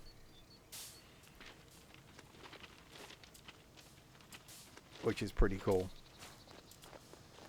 So up round here we've got the high-speed train there. We've got this one here. And then round the corner, we've got the ice train. And over there in the distance, there's some more freight stuff, one of which is running. So it's really cool. You can just wander around and explore. I'm hoping that when the rest of the DLC gets put in and the rest of the trains get put in, that this will just be full of trains. You can just get in any of them and just learn to start them and move them. So it's actually a really good place as well to learn the trains. So you get in them, you can start one train at a time. You know, you can start down the end with the ice train, go, right, I can spend an hour if you wanted to, starting it up, shutting it down, moving it, without the pressure of doing the scripted training.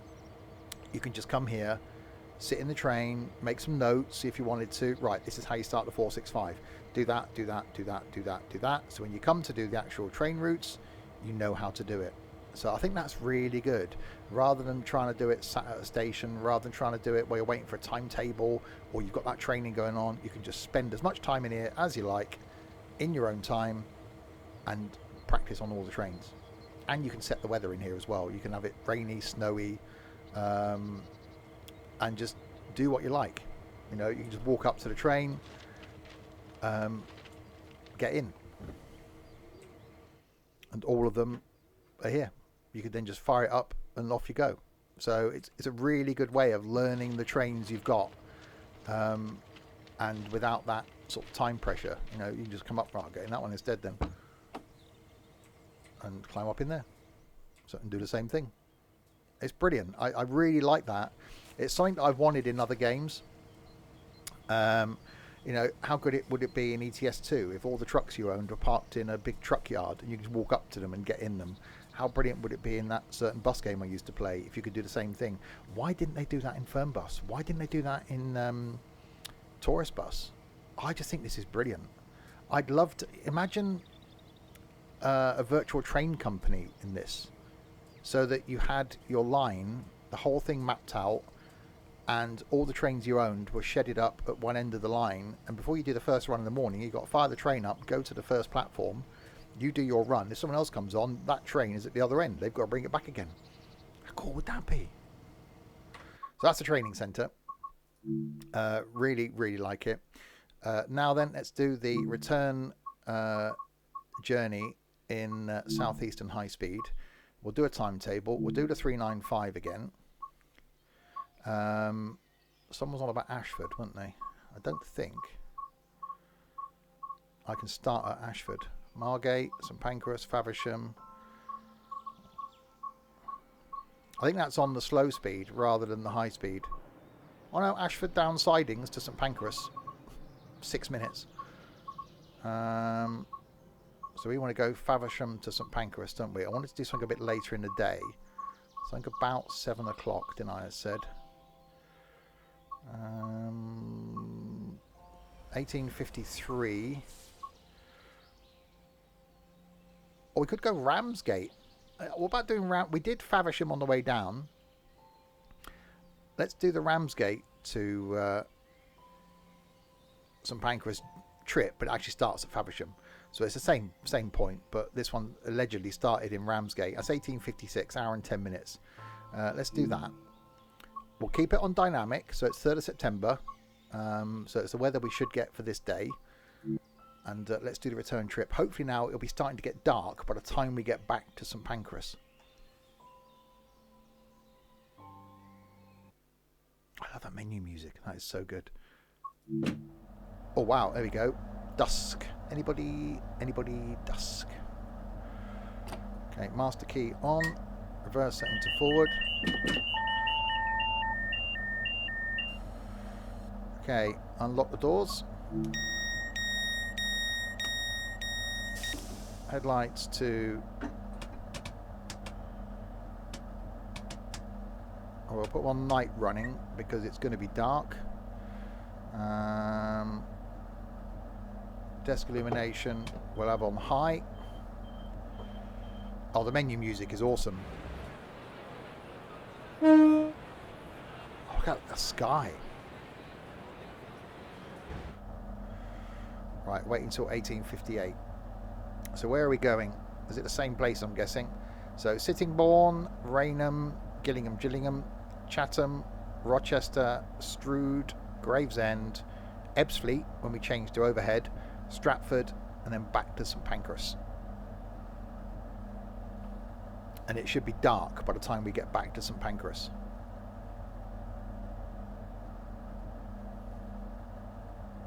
Locked doors.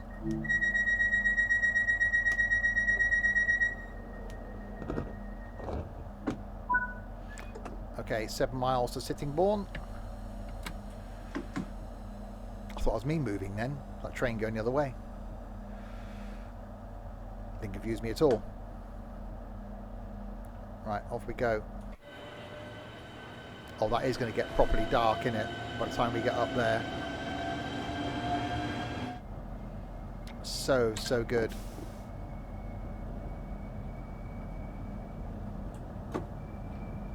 Right, 60 mile an hour limit.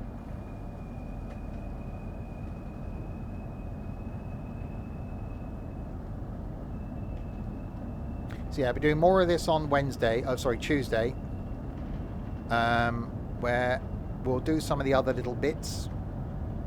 Maybe try and get a few trains started, moved, see what other things we can do within the menu system. We'll do a bit of that on Tuesday night. Next Saturday we'll do the Castle to Wurzburg route. Oh, anything confused about getting the train moving? Of course not. No more than normal anyway. Just realised the game volume I turned up for the menu music. I'll turn it back down again.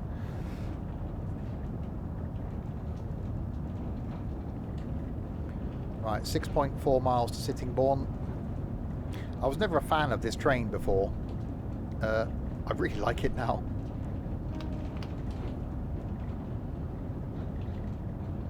And yeah, I'm interested to see how quickly it gets dark. If it gets dark, it should.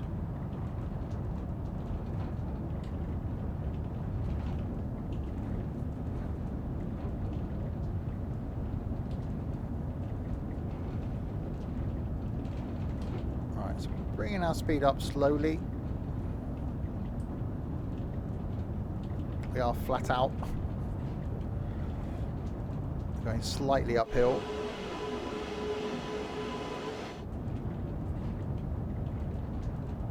This is a lot better than... So you got the original Train Sim World, Train Sim World 1. You never made the step to 2. Leaps and bounds better than 2. Leaps a lot better than 1. Dynamic weather being better. Audio being better. Longer routes available for this. Oh, wow. That looks kind of nice.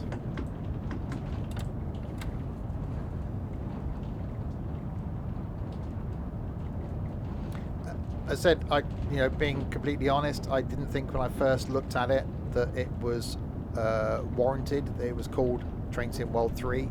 It felt like just like a refresh of Train Sim World 2. Having spent time in it now, it does warrant being called Train Sim World 3. I'm looking forward to seeing what new lines we get that take advantage of these new optimizations and the new dynamic weather, and hopefully the longer routes. I'd love to see a 2-hour route in this, I really would.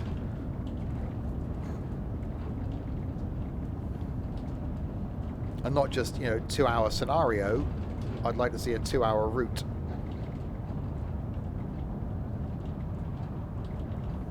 It's definitely busy coming the other way.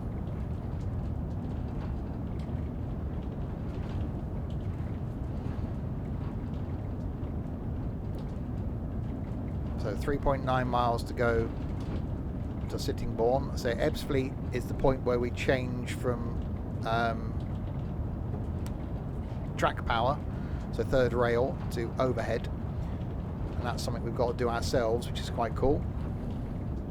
And then we got the faster tunnel sections then from Ebbsfleet back into St Pancras. By the time we arrive there, it should be dark.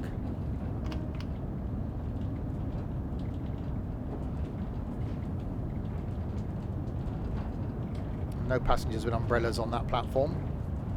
No rain yet.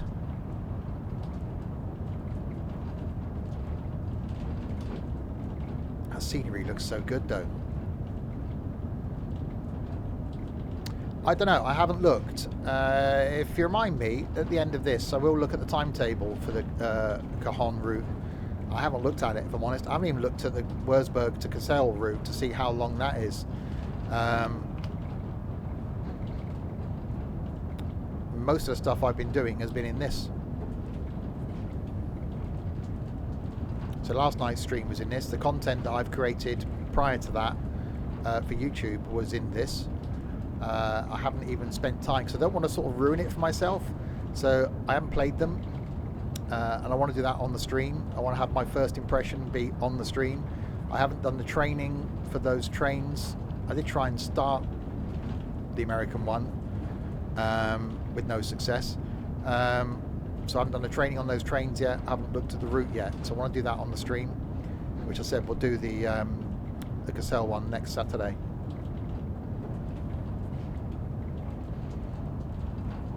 Right, 1.5 miles to Sittingbourne.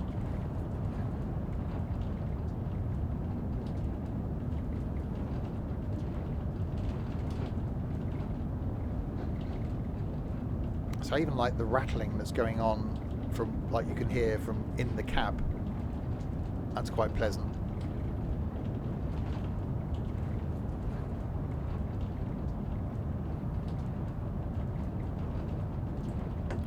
Right, let's back off the power.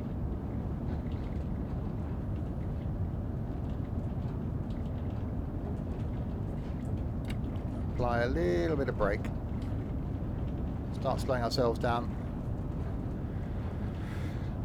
Deluxe version, if you pre-ordered it, it was released 4 days early, so you got it yesterday, I believe, to play. The full version releases on the 6th. Sorry, the standard version releases on the 6th. Also available on Game Pass on the 6th as well, if you've got Game Pass. The only difference between the deluxe version and standard version is you get the Steam route as well with the deluxe version, and you yeah. and you get it early, which is great and classy. Thanks very much for the follow. Welcome to Insanity. Okay, in we come into Sittingbourne. No problemo. And it's epic, by the way. I am always honest with my reviews. If something isn't great, like the LGV route for Train Sim World, it's awful, I will say so. If something's brilliant, I will also say so. Anybody that's got any doubt as to whether they should either buy this or try it on Game Pass, if you've already got Game Pass, it won't cost you anything technically, or take the plunge and buy it, it's an absolute buy it, 100%.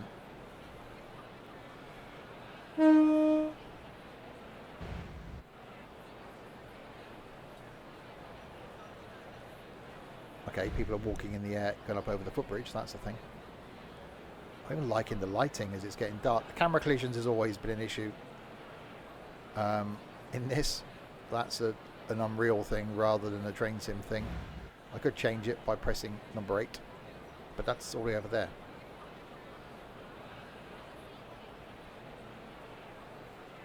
Oh, wrong one. That one. There we go.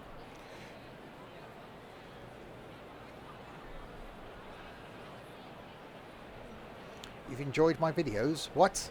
We're not here for... Someone said I was professional yesterday. So, what? You can't... No.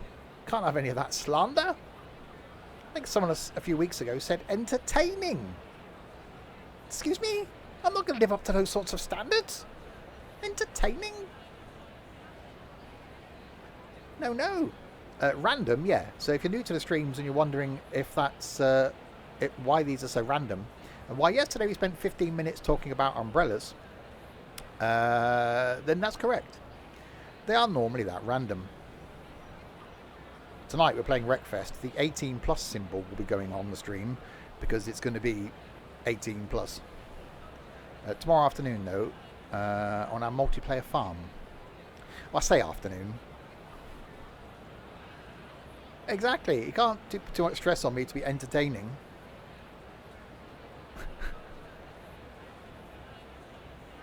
I could just sit here and watch people get on and off. No, I don't stream on PC always. I did some Gran Turismo last week on the PS5. I've streamed Train Sim World 2 on the Xbox Series X. It's predominantly PC, but I'm going to start chucking in the odd bit of console content. I want to do Farm Sim on console to do a comparison. I want to go back actually, because Mondays now I'm putting out some retro or some older games. I do want to chuck in the odd stream. I might sort of fire up my 360 and do some older games.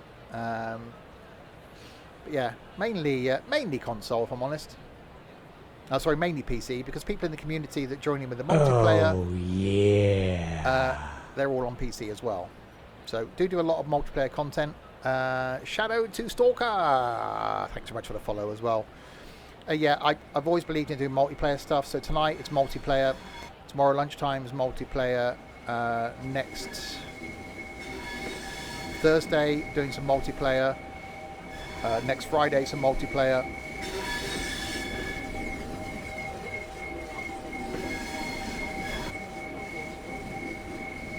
I actually liked it on console. Haven't tried it on the Xbox One, although I could have done. I played it on the Series X for Train Sim World 2. I actually liked it. Controls took a little bit of getting used to on the controller because I've been used to PC for all these years. But really liked it. I can certainly see why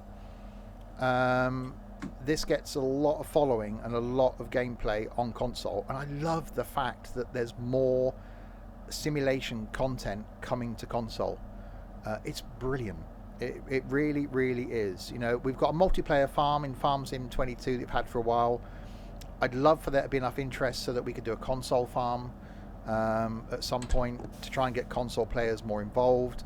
We play Forza Horizon 4 in multiplayer, so that's something. 5. So that's something we want to try and get a few more people involved in. That can be people on console and PC. So it's yes. I'm trying to sort of do a balance and keep both things happy. No deals currently. If you've already got Train Sim World 2, I'm sure though, and I shouldn't really say this. Once it's fully released, I'm sure there'll be keys available on like people like CD Keys. I'm sure it won't be long before they've got keys. I am going to be running a competition in my Discord server starting probably early next week, where I've got multiple keys to give away for the Steam version of this. So once I've got details and the okay from Dovetail to start the competition, I will post those details in the Discord server. Quite an easy competition.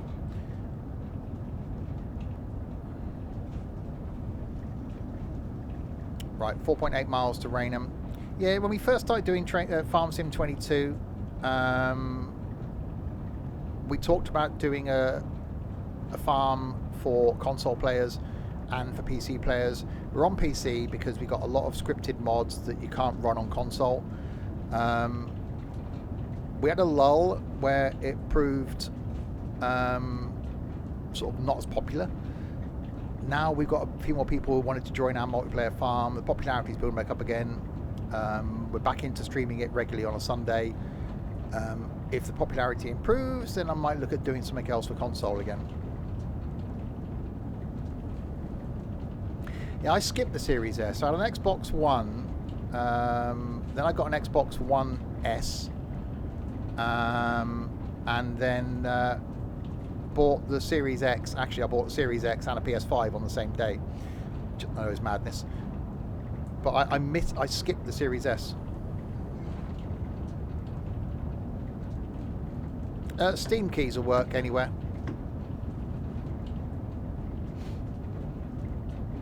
I actually need to get a Series S and an Xbox One S digital edition to complete my collection of Xboxes. I'll then have every version of Xbox. Rather sadly. Anyway, 3.3 miles to go to Raynham. It's definitely getting darker. I thought it might just be dark by the time we got back to St Pancras. I think it's going to be pitch black. I've got the original Xbox, an Xbox 360 Arcade, the Xbox 360, what's it called, Premium, the Xbox 360 Elite, the Xbox 360 S, the Xbox 360 E, which is the one they launched at the same time as the Xbox One. I've got my Xbox One Day 1 Edition, Xbox One S, Xbox One X. So the only two I'm missing is the Xbox One S Digital Edition and the Xbox Series S. And then I've got every single Xbox. I'm quite a way there at completing my PlayStation collection as well. There's only a couple of PlayStations that I haven't got.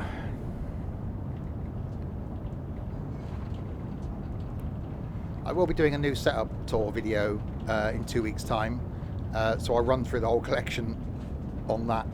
Last setup tour I did was 2 years ago. My PC's changed since then. I've got the new next gen console since then. The setup in here hasn't really changed. Now the Scorpion Edition Xbox One, there was no change internal. It was the same internals as the Xbox One, from what I can read. So there were a couple of cosmetic versions of the Xbox 360, but I've got the actual where there's a difference between one version and another version physically. So the original one, for example, didn't have HDMI.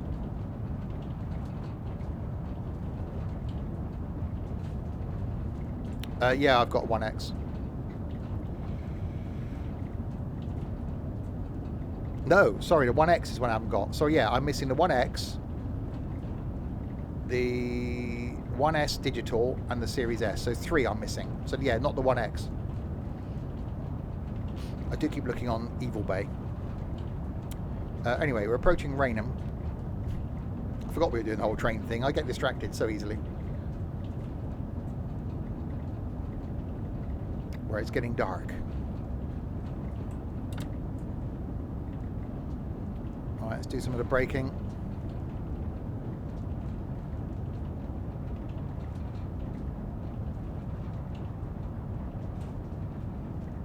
Yeah, PlayStation wise, I've got the original PlayStation, PS2, PS2 Slim, PS3, PS4, PS5. So I've got a few. We're going to overshoot this station. That's fine. Yeah, I got a few missing on the PlayStations. Oh, it was really hard to get the one, the Series X. Yeah, I've got a PS1. Right, unlock left. Well, these sort of trains in the station, it's fine.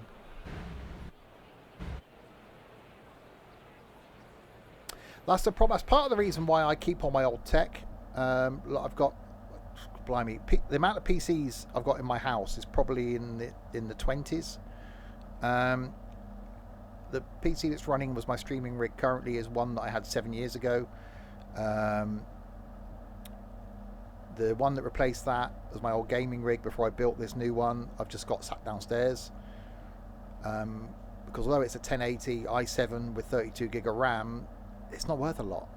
So it's like, I don't want to sell it really because it's not worth a lot. I don't want to just give it away. So it's going to become my streaming PC, I think.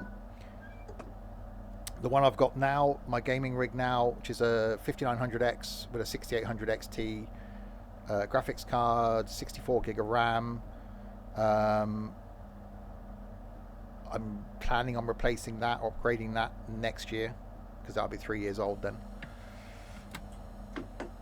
Right, Gillingham is next. This is getting darker. Need to get a PS4 Pro. Yeah, there's a few I'm missing. I want to finish the Xboxes first. Then I want to get a display case just for the Xboxes. Apart from the Series X, obviously. But yeah, I will do a full setup tour again in 2 weeks' time, showing the setup in here. And then all my old tech. And the setup downstairs as well. It's been a couple of years since I did one. I should do it again.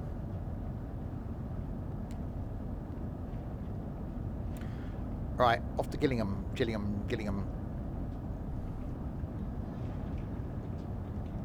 Well, exactly. That's why I got all my old mobile phones. I've got an iPod collection, old laptops. I just think, if something looks the same as something else, so if it's a run-of-the-mill thing, then I'll get rid of it. If it's something that's not, so I've got a collection of old iMacs and an old Macintosh, then I just think, well, you can't really chuck it away.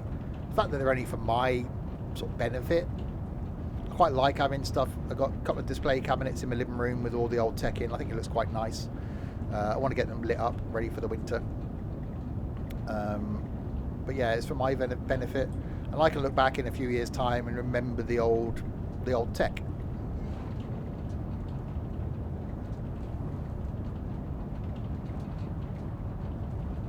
Yeah, I should keep looking on Evil Bay. So I want to finish the Xboxes first.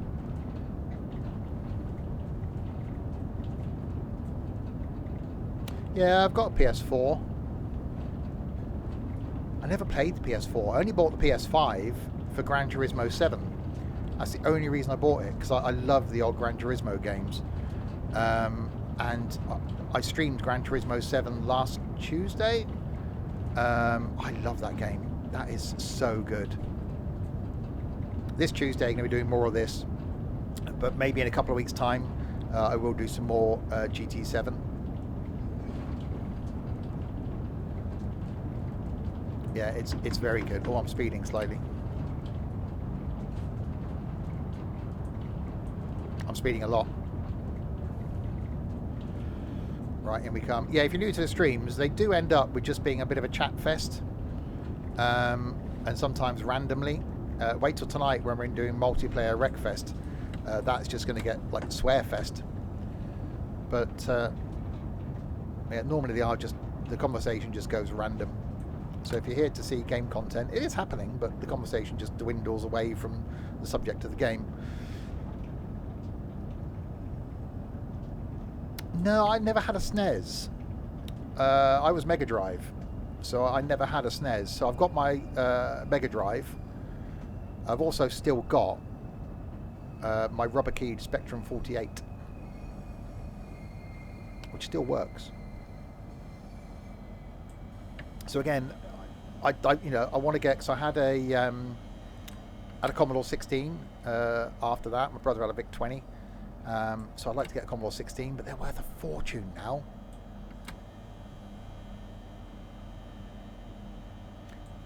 I don't think the Mega Drive works anymore, but you can get most of the games now ported.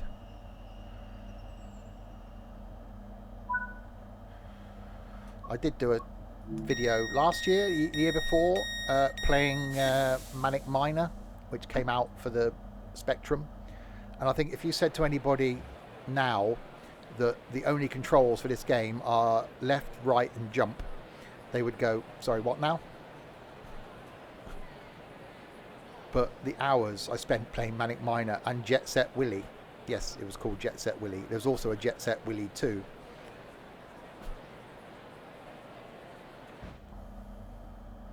Right, lock doors.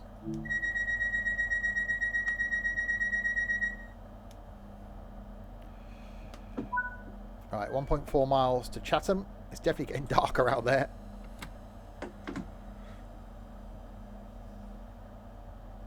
Yeah, Manic Miner was groundbreaking. It was brilliant.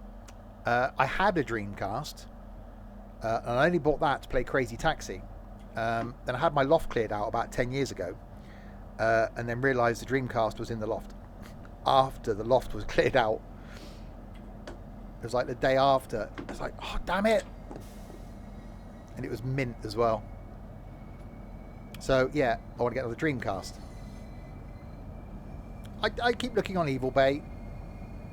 You know, one of the Macs, the old one of the old Mac iMacs that I bought for 99p on eBay because it was set at 99p.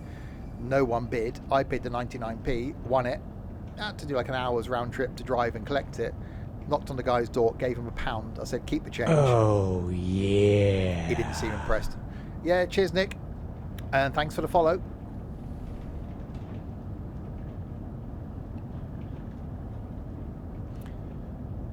Right. Just under a mile from Chatham.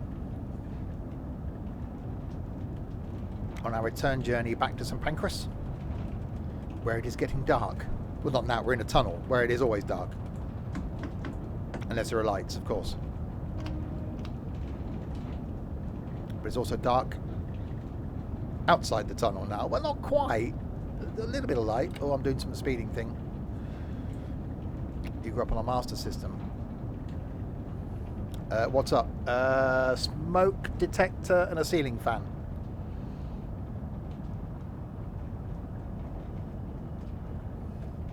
I had to look then. You asked.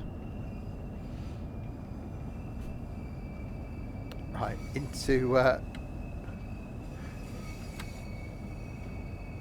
Chatham we come. What? Someone asked me what's up. I looked up. I went, smoke detector and a ceiling fan.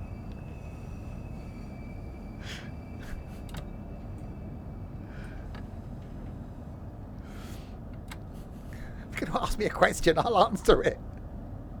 What's down? G27 pedals, a fan and a rug.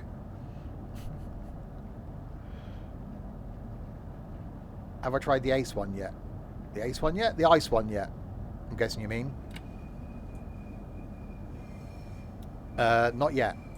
I'm waiting to do it on a stream. What's right? Oh bloody, we're going to go what's wrong with... whiteboard, audio compressor, jelly babies, pad, pens, game controllers and a screen. What's in me? As a long list. Some jelly babies, some chocolate digestives I had earlier. Right, we've arrived in Chatham. I never knew my streams could get any more random.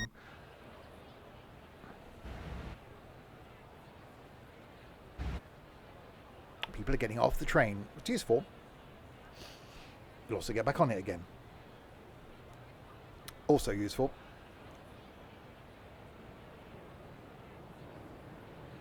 Yeah, this is just so good as a game.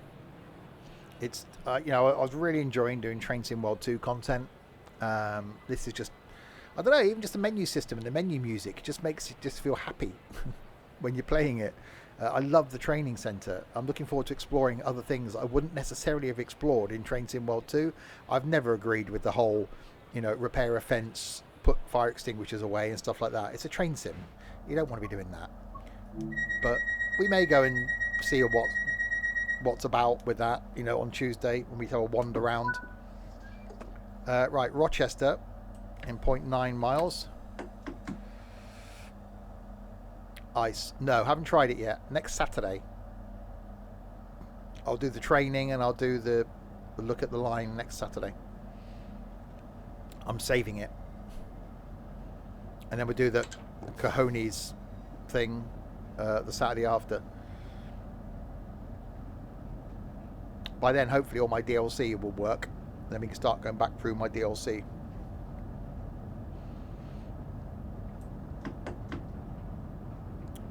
Right, Rochester is next. It's definitely going to be pitch black by the time we come into St Pancras, isn't it? A little bit of light left in the sky.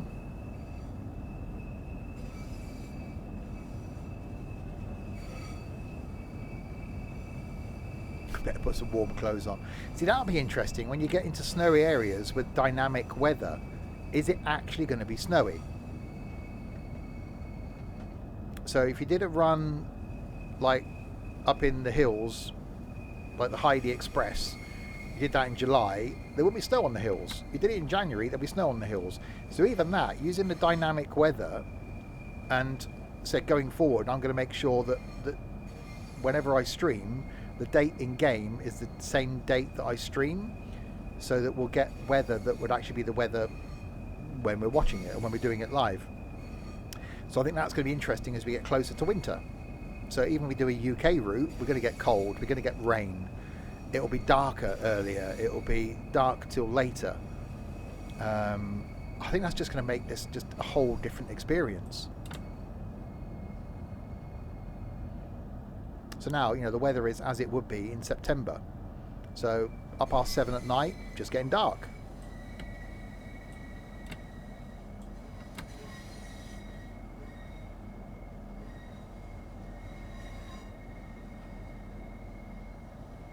It's a little bit laggy in places, like we saw there. So a bit of optimization certainly needed. But overall, it is very, very good.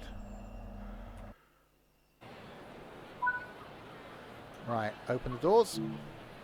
Don't forget, at Ebbsfleet, we've got to change power.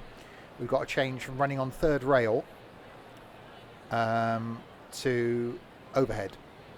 Obviously, eventually, if you've got the routes already for Train Sim World 2, they will come across. You'll be able to buy the routes from Train Sim World 2 in Train Sim World 3, so yes.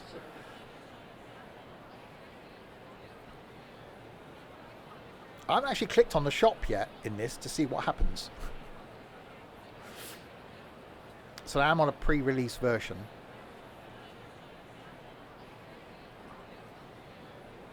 Hi, Owen. So we've got to wait another 9 seconds as we then head towards Ebbsfleet. I think the Elizabeth line, I think they'd be mad not to be looking at the Elizabeth line because it's been so well covered in the press. I think it would be awesome to do the Elizabeth line in this. Right, Strood is next. I'm going to go into London actually. Once Bank's open. Is it Bank? I think Bank. And you can travel when we can travel all the way through non-stop from Reading. Then I'm going to go up to London and ride the whole length of the Elizabeth line. Not that I'm a train geek, but I've seen so much coverage of it on YouTube that I think it's just one of those things that I've just got to do. Oh, that looks nice with that bridge lit up, doesn't it?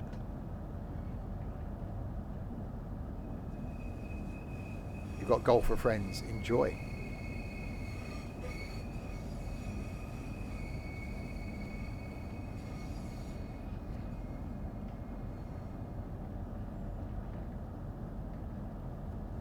Right, so a 20 limit coming up. Better do some braking then.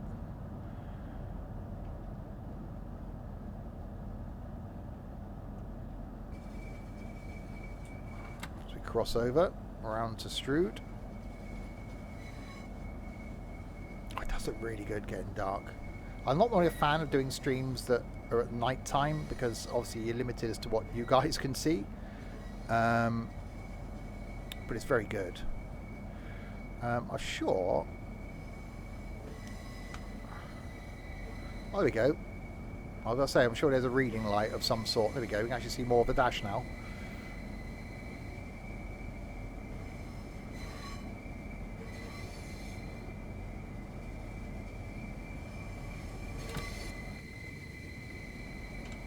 So even though it's dark outside, there's no kind of atmosphere. I'm all alone.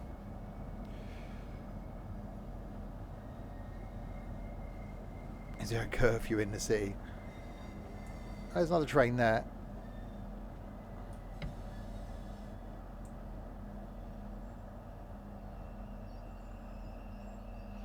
Right, we are arriving at Strood. Unlocking doors.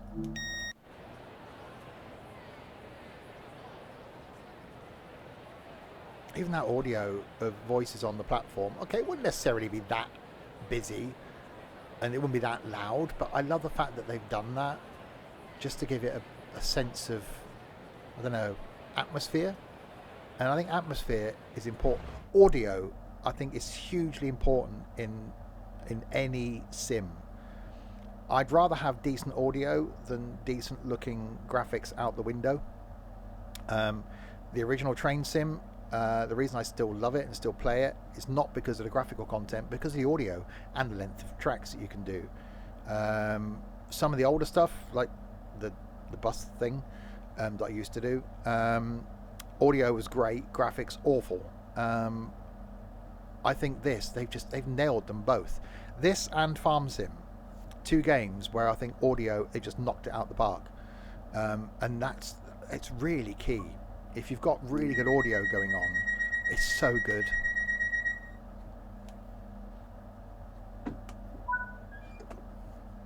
Right, Gravesend, 6.6 miles. So Ebbsfleet, we've got to change to overhead power from running on shoes. That's something we've got to do ourselves. It will remind us to do that, but it's something we've got to do. And then we can do the high-speed run then back into St Pancras.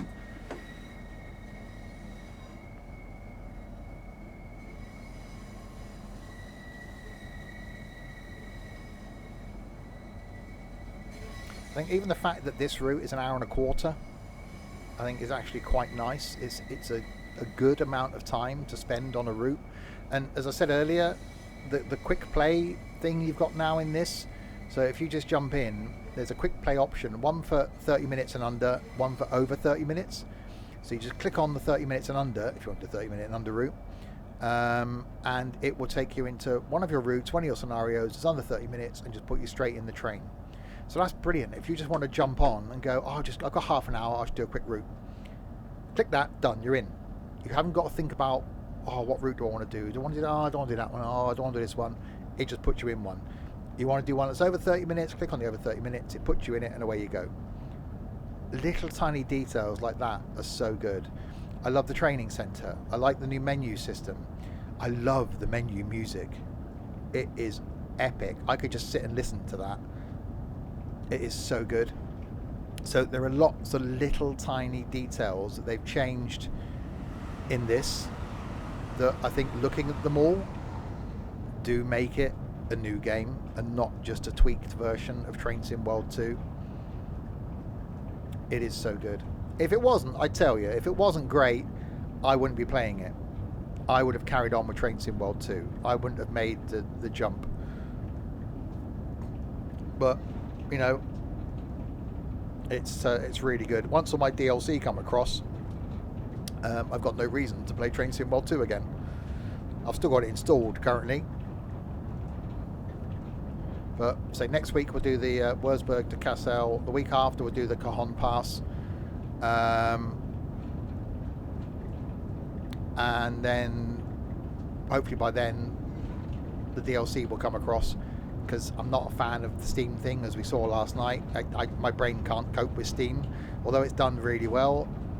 I just, to me, think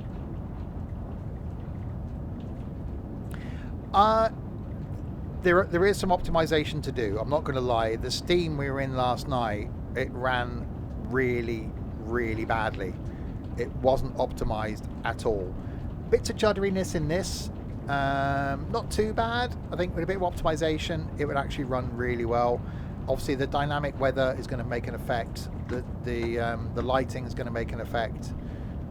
They're all going to, you know, all extra features you put in, something's got to give. So hopefully they'll optimize things and it will run better. Hi, Crispy.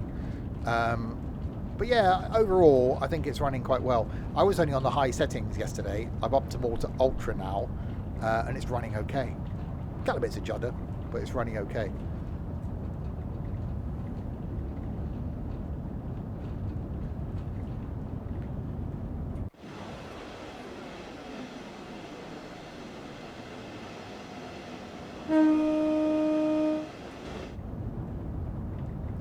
So we got Gravesend. I think then it's where are we? Gravesend, Ebbsfleet. So Ebbsfleet's then where we've got to switch over the power, Stratford, and then St Pancras.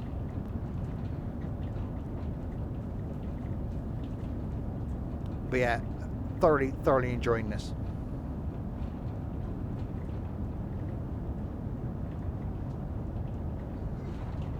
Oh yeah.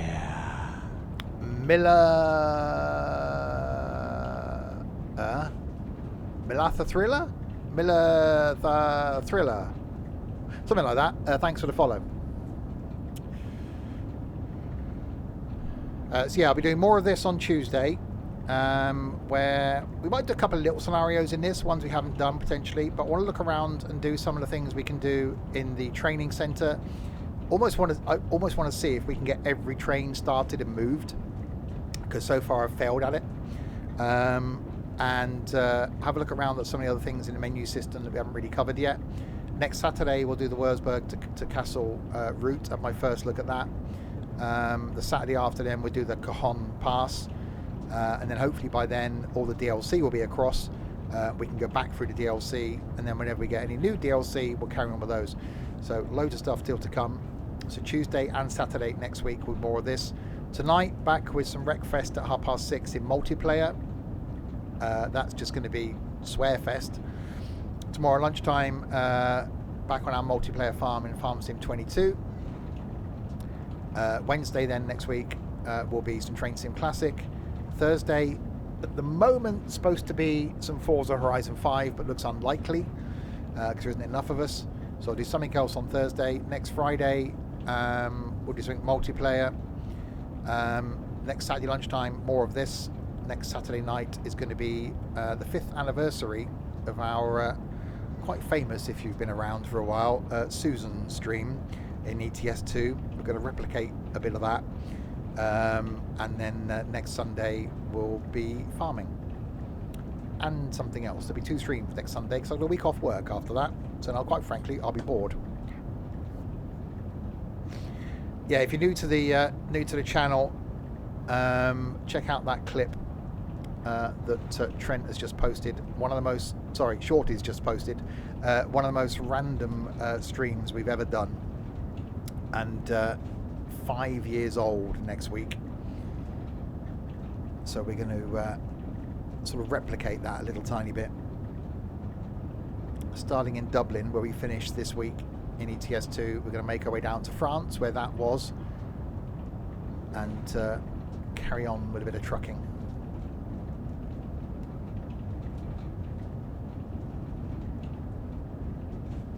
Okay, so 1.4 miles from Gravesend.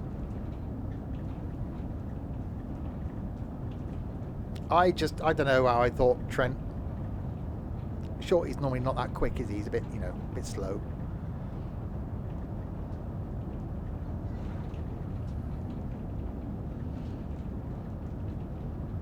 So Gravesend, then Ebbsfleet, where we change to the overhead, and then make our way rapidly through the tunnels to St Pancras, where it'll be properly dark by the time we get there, which was the idea, seeing it get dark, and it's done very, very well.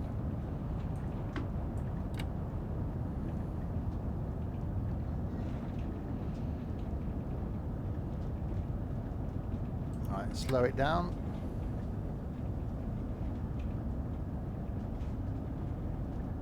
But yeah, loving this. Looking forward to trying in the new line next Saturday.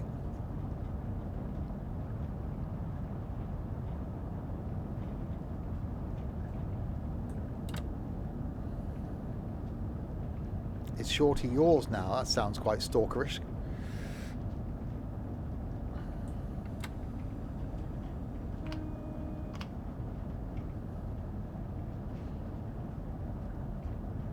I even quite like just the rattling going on in the cab, and like the rail noise we've got going on.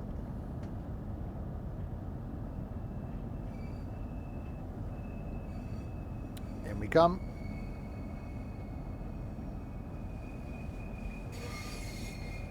Kidnapish. Yeah, exactly. So a little bit laggy there. I'm guessing that's as it spawned in people.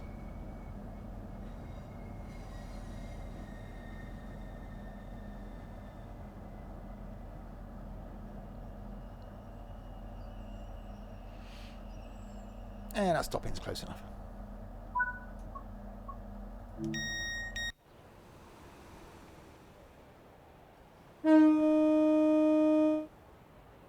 Like everyone gets off at the same time and off the train, which it does. If you've ever seen a train, well, in the old slam door HST era, where you could open the train door while it was still moving, you'd see people jumping off the train before it even come to a stop. Now, doors unlock, everyone does get off at the same time. So that is probably true. Actually, all doors open at the same time, everyone gets off at the same time. Should bring back that era. That sorts out the week, doesn't it? If you can get off a train while it's still moving, the odd person's going to die. Well, that's fine. Lock doors.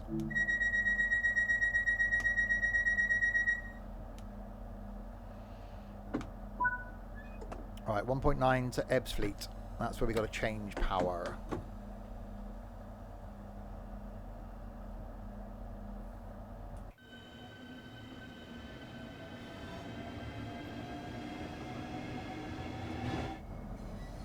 No, definitely not, Crispy. 100%, definitely not. Maybe a little bit.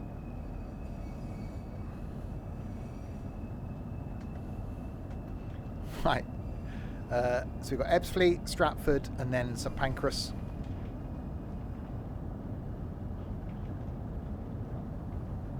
Yeah, it's gone a bit laggy there. Driving significantly over the speed limit. Really? Who? Not me.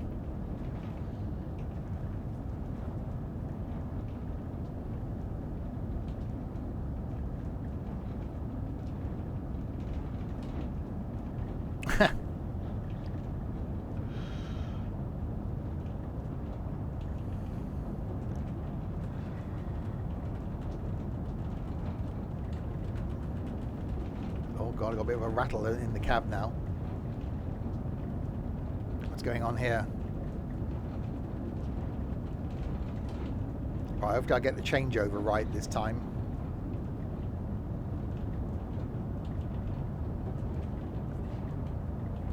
Is there a mouse? Well, yeah, there is one. It's here by the side of me.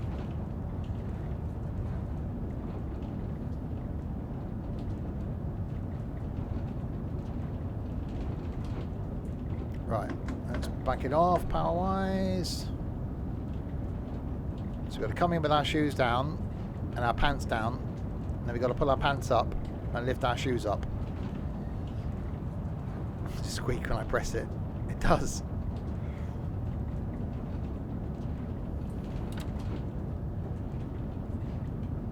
Right, slow it down. See how some lag.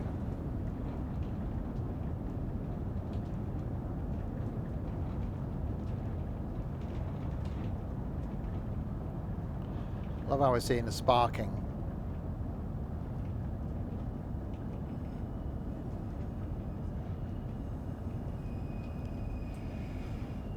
More of the braking. More of the braking.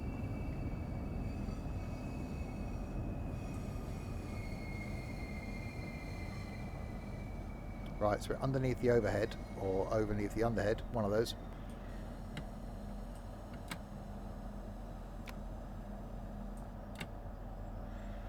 Can't be a good quick entry. Okay, so we unlock the doors. Now we go. Oh, is that one? Hang on. That. And then pan up, shoes down. Why don't we do that now? There we go. So if we go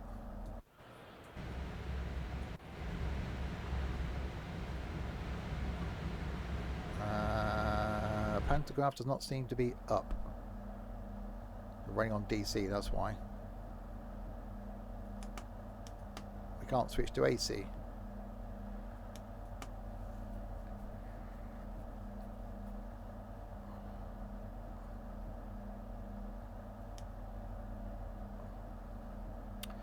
There we go. Now if we go that one.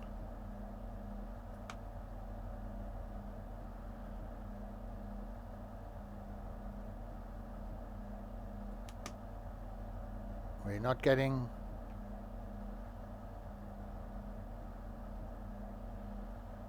Yeah, now I've got lights. Let's try pressing that. Oh, I've got AC or DC. It's your fault, you told me to press control.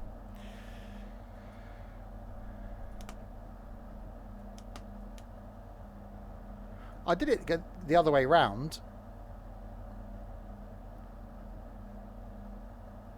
Control is for AC.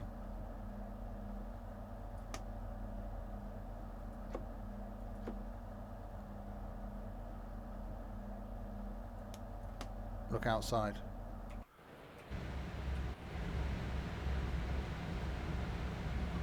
No pantograph.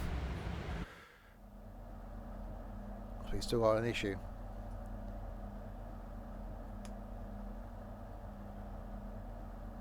We're not due out yet anyway. We've definitely got a fault. There is some faulting going on.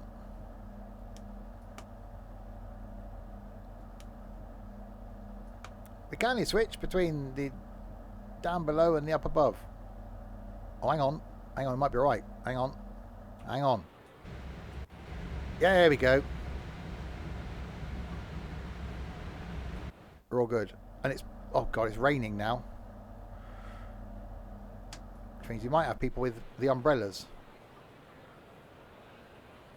No, locked doors. Try to carry a bottle of water with you.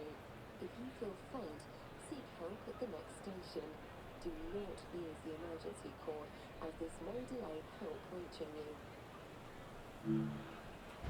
See? Oh, the wipers have got a good noise. Always carry a bottle of water with you. Right, so we can now go faster. The speedos switch now to kilometers an hour.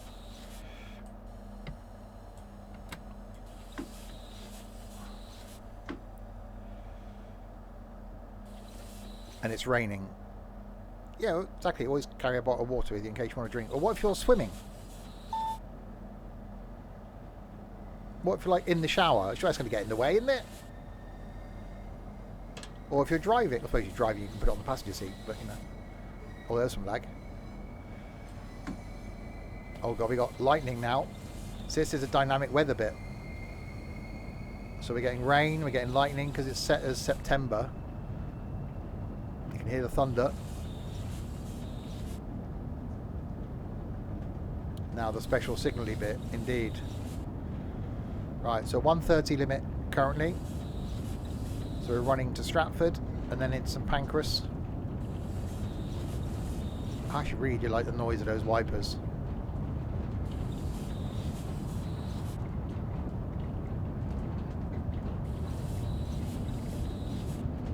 Right, then at 230.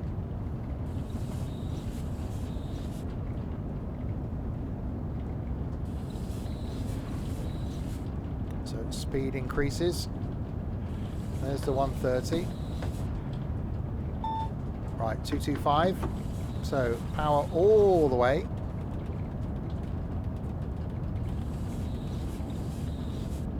Probably don't need the wipers in here, do I?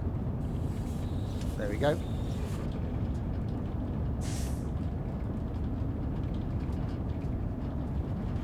Yeah, that's not going to end well. Yeah, and if you are new to the streams, welcome indeed. Streaming this again on Tuesday, where we'll continue a look around Train Sim World 3, and then more back next Saturday. The next stream after this, though, is going to be back tonight at 6:30 with some multiplayer Wreckfest. People from within the Discord community joining in Wreckfest. Something we do fortnightly. Next Saturday is going to be some multiplayer golf with your friends. So we do stream a couple of multiplayer things with the idiots in the Discord a couple of times a week. I'm sorry, Crispy, you might want to rephrase that.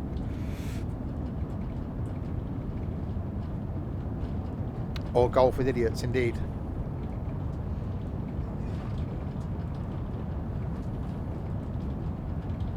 Oh wow, look at that lighting.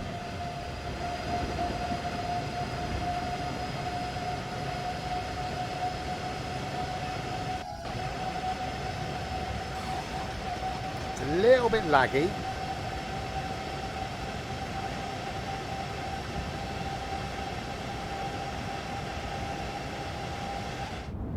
If you order the deluxe version, you got it early, so it was released yesterday. And the standard version comes out on the 6th. It also comes out on Game Pass on the 6th as well. And there is a link to it on Steam. You have to remind us in the Discord, Owen. I said I will be running a competition, hopefully starting on Monday, where I've got multiple copies to give away, and I'll be doing that in the Discord server. Yeah, copies for Steam, that will be.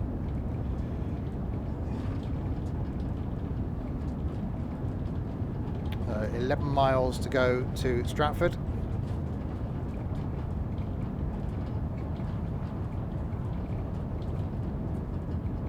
So currently a 225 limit. I don't know. I might do like just a few days rather than do one competition and then give like several keys away for one competition. I might do a competition over a shorter period, a few days, different theme, and do that for like the next couple of weeks.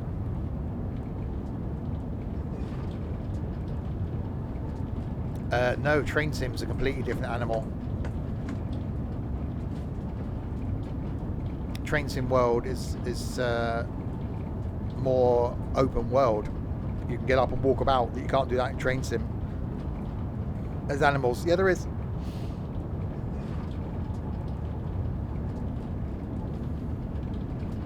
The routes are shorter, a lot better detailed than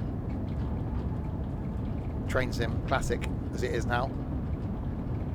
But if you're talking about the original Train Sim World, then it's an improvement on that, a big improvement on that. Although you can't currently see much because it's dark. That was the intention. We did set out as it was getting dark from Faversham, so we knew it would be dark by the time we arrived back at St Pancras. So yeah, it is a little bit laggy. Yeah, I love the longer routes. So I'll be doing my annual long route in Train Sim Classic over Christmas. It'll be London to Edinburgh in a pacer. I've done London to Penzance in a pacer, stopping at every single stop. I've done Edinburgh to London in a pacer, stopping at every single stop. I've done Penzance to Paddington, not stopping at every single stop. And this year it's London to Edinburgh, not stopping at every single stop. So that'll be about 7.5 hours or so, 8 hours over Christmas. The longest you'll get in this, I haven't checked the new other routes, but longest in this route is 1 hour and a quarter. Yeah, I do that with most things though, Crispy.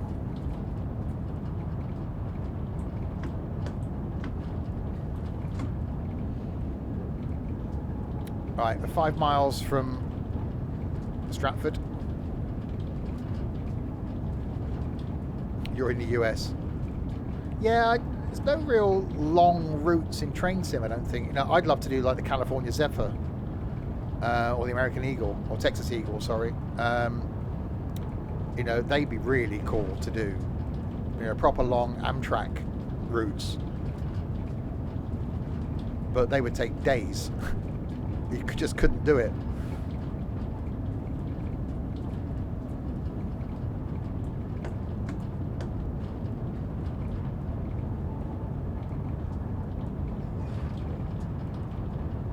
Yeah, you won't use all of your RAM. And don't forget, to run Windows now, pretty much, you need 8 gig of RAM. The minimum, I would say, to run anything sort of gaming-wise, you want 16 gig of RAM. In an ideal world, I would say to run decent games, not only do you need a good SSD or an M2, decent graphics card, you'd probably want 32 gig of RAM.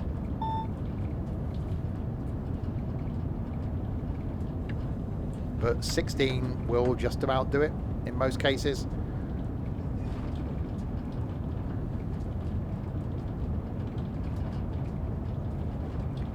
I wouldn't even buy a machine nowadays with 8 gig of RAM.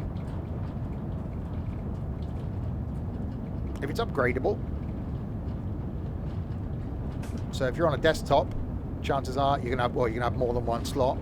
So you should be able to upgrade it, and RAM's fairly inexpensive. And very easy to swap out. Very easy. It's probably the simplest hardware upgrade you can do yourself. Is swap RAM out.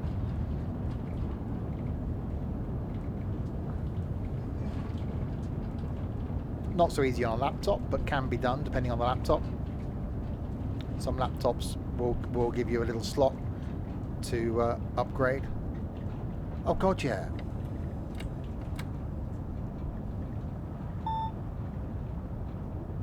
Yeah, I've always had both. I've got a gaming laptop that I keep downstairs. I've got a portable laptop. I've got a MacBook Air. So should I need something and I'm away, I can take the MacBook and several PCs.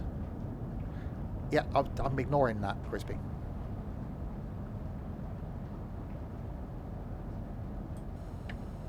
Yeah, okay, we're just glossing over the fact that I didn't install my RAM correctly. It was behind the world's biggest bloody processor cooler. I couldn't see that it wasn't inserted correctly. Yeah, I want to do Chicago to LA on Amtrak. That's on my plan for next year. Somewhere an umbrella. There's an umbrella-y person.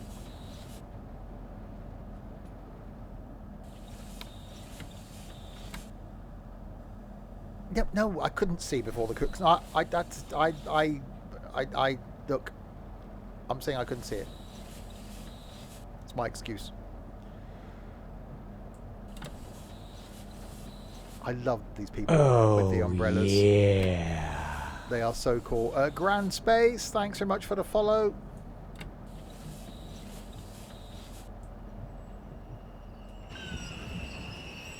Indeed, Crispy. That's what it was. Look, umbrella people.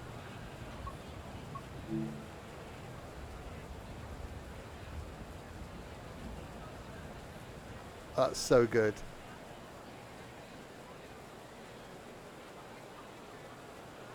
Hey, he got on the train with the umbrella up. That's bad luck, surely.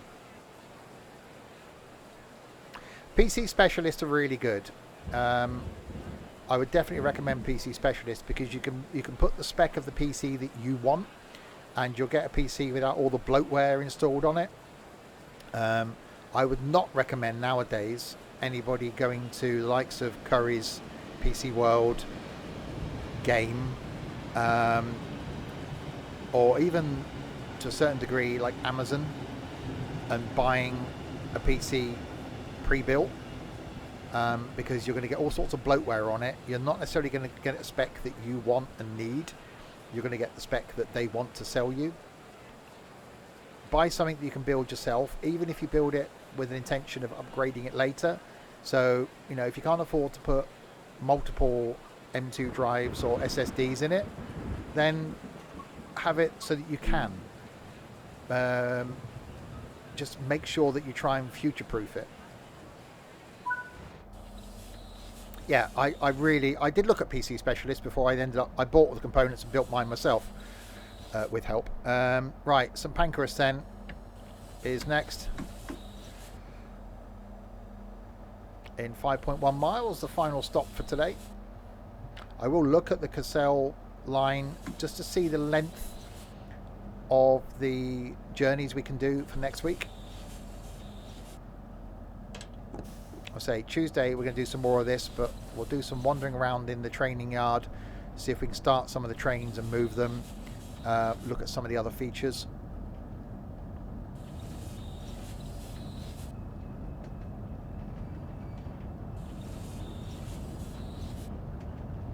I'm really enjoying this as a sim. I'm really enjoying the Southeastern High Speed as well. Yeah, exactly. Adding RAM and adding an SSD is easy.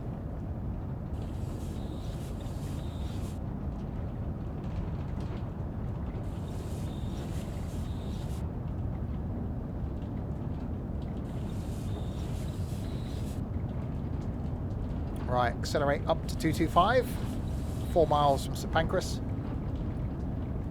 So yeah, if you're new to the streams, every Saturday lunchtime I stream, or will be streaming now, some Train Sim World 3. Every Wednesday evening will be some Train Sim Classic. Sunday lunchtimes are now farming, doing some multiplayer something on a Thursday and a Friday, and something fun on a Saturday evening. At the moment alternating between Wreckfest and Golf with Your Friends.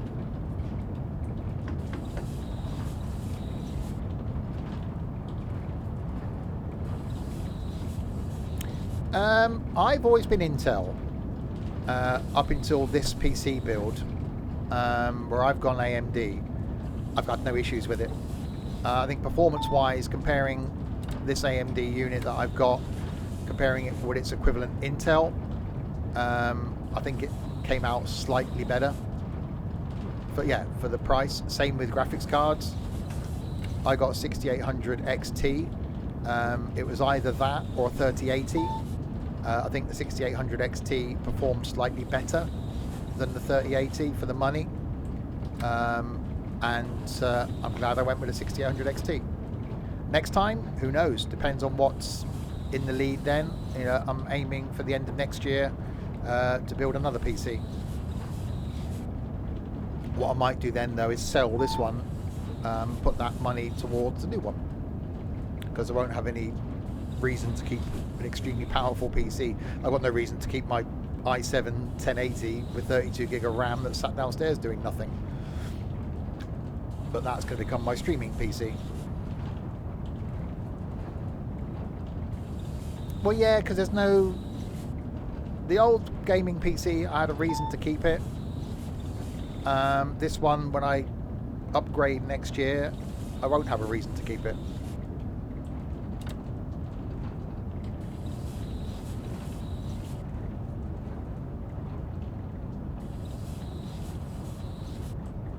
Alright, 1.3 miles from St Pancras.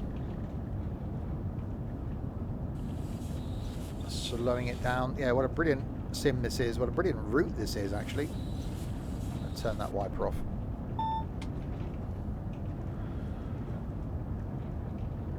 Alright, slowing it down to an 80.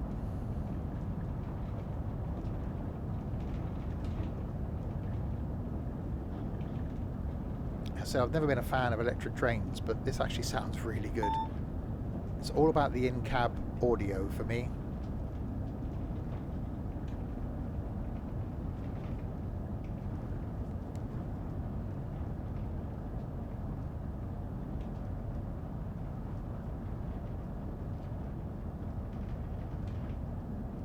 Making our way slowly around to St Pancras.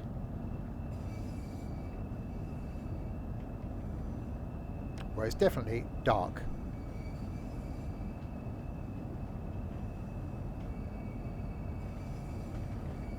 And rainy. And laggy slightly. Should get the wipers on.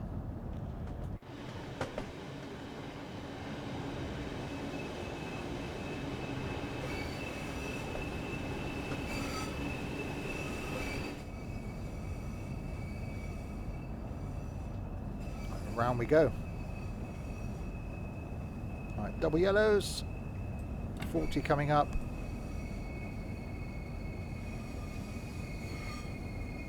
We do get to hear the awesome menu music again in a minute. It really is good.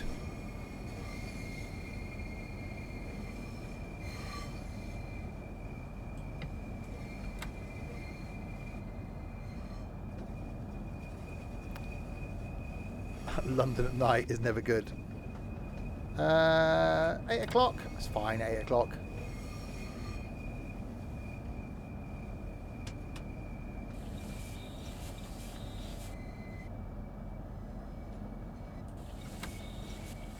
And here we come, into St Pancras.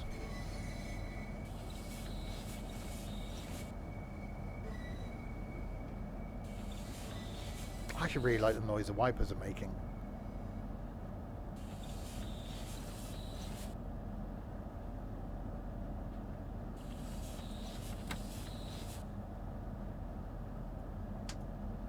Wipers off now.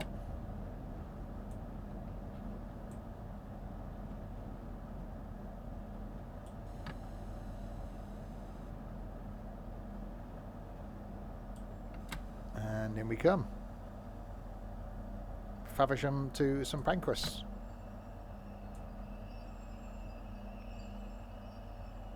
Done.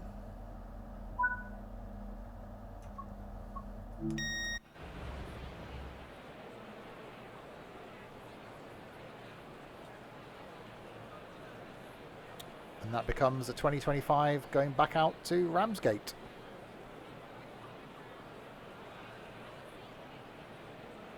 That's quite cool. So if you wanted to, you could then go back to the menu, do that next service, and go and drive the service back again. Okay, crispy. Right, so there we go. So that is done. We did St Pancras down to Faversham, and then Faversham back to St Pancras with a bit of training in the middle. We will have a look at see what length of route we've got. Oh, blimey, we've got choice of trains in the 2 hours.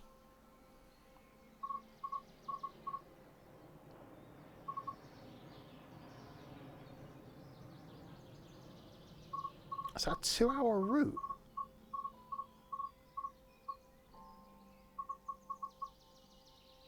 That's interesting. That's freight. Yeah, that's interesting. It's 2 hours. Let's try that then. The ice baby. Hour and 8 minutes. That's more like it. Why are there... Okay. 12:25. Munich to Hamburg. Yeah, hour and 8 minutes. That's not bad. What about the other train? Let's try that one. Same. Oh, hour and 14 minutes. Slightly slower than I should imagine. Hour and 16 minutes. Hamburg to Munich. So hour and 16 is quite acceptable. Oh, actually, Munich to Frankfurt. Hour and 20 minutes. Well, that's good. What about the other line? The Cajon. What have we got here as far as scenarios? Hour and a quarter, hour and 17, hour and 23, hour and 27. Auto track from Los Angeles to Albuquerque. So San Bernardino to Victorville. Isn't there an aircraft scrapyard at Victorville? So we'll do that in a couple of weeks' time. But yeah, so next week then we'll do the Kassel to Wurzburg. On Tuesday, we'll do some of these, maybe do a couple of the guided experiences. We'll have a look at some of the training centre training, see what we can do. Go around the yard and see if we can start some trains. So yeah, we'll do that next time. What cable do you need to use my smart TV as a second monitor? If you've got a spare HDMI out on your graphics card, HDMI cable. Your PC might have onboard graphics. In that case, you might be able to go VGA cable to your TV if your TV's got VGA. But look at your outputs as to where your monitor currently plugs in. You might have a spare one.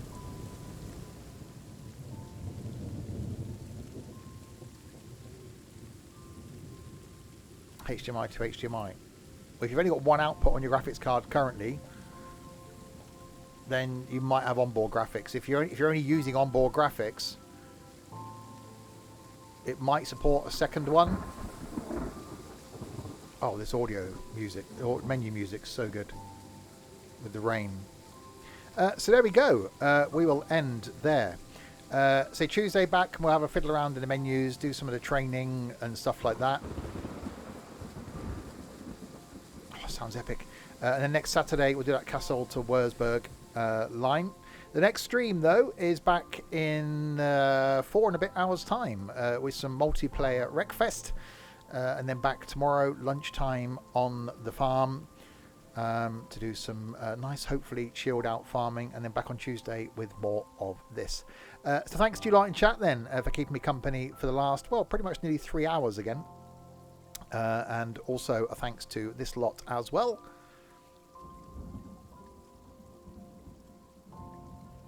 Yeah, don't buy cables and PC specialists. Get them from Amazon. To the moderation team, Crispy, Larwood, Shorty and Trent, thank you very, very much. To Grand Space, Miller, Nick, Shadow, Classy, and Deris and Drums for following.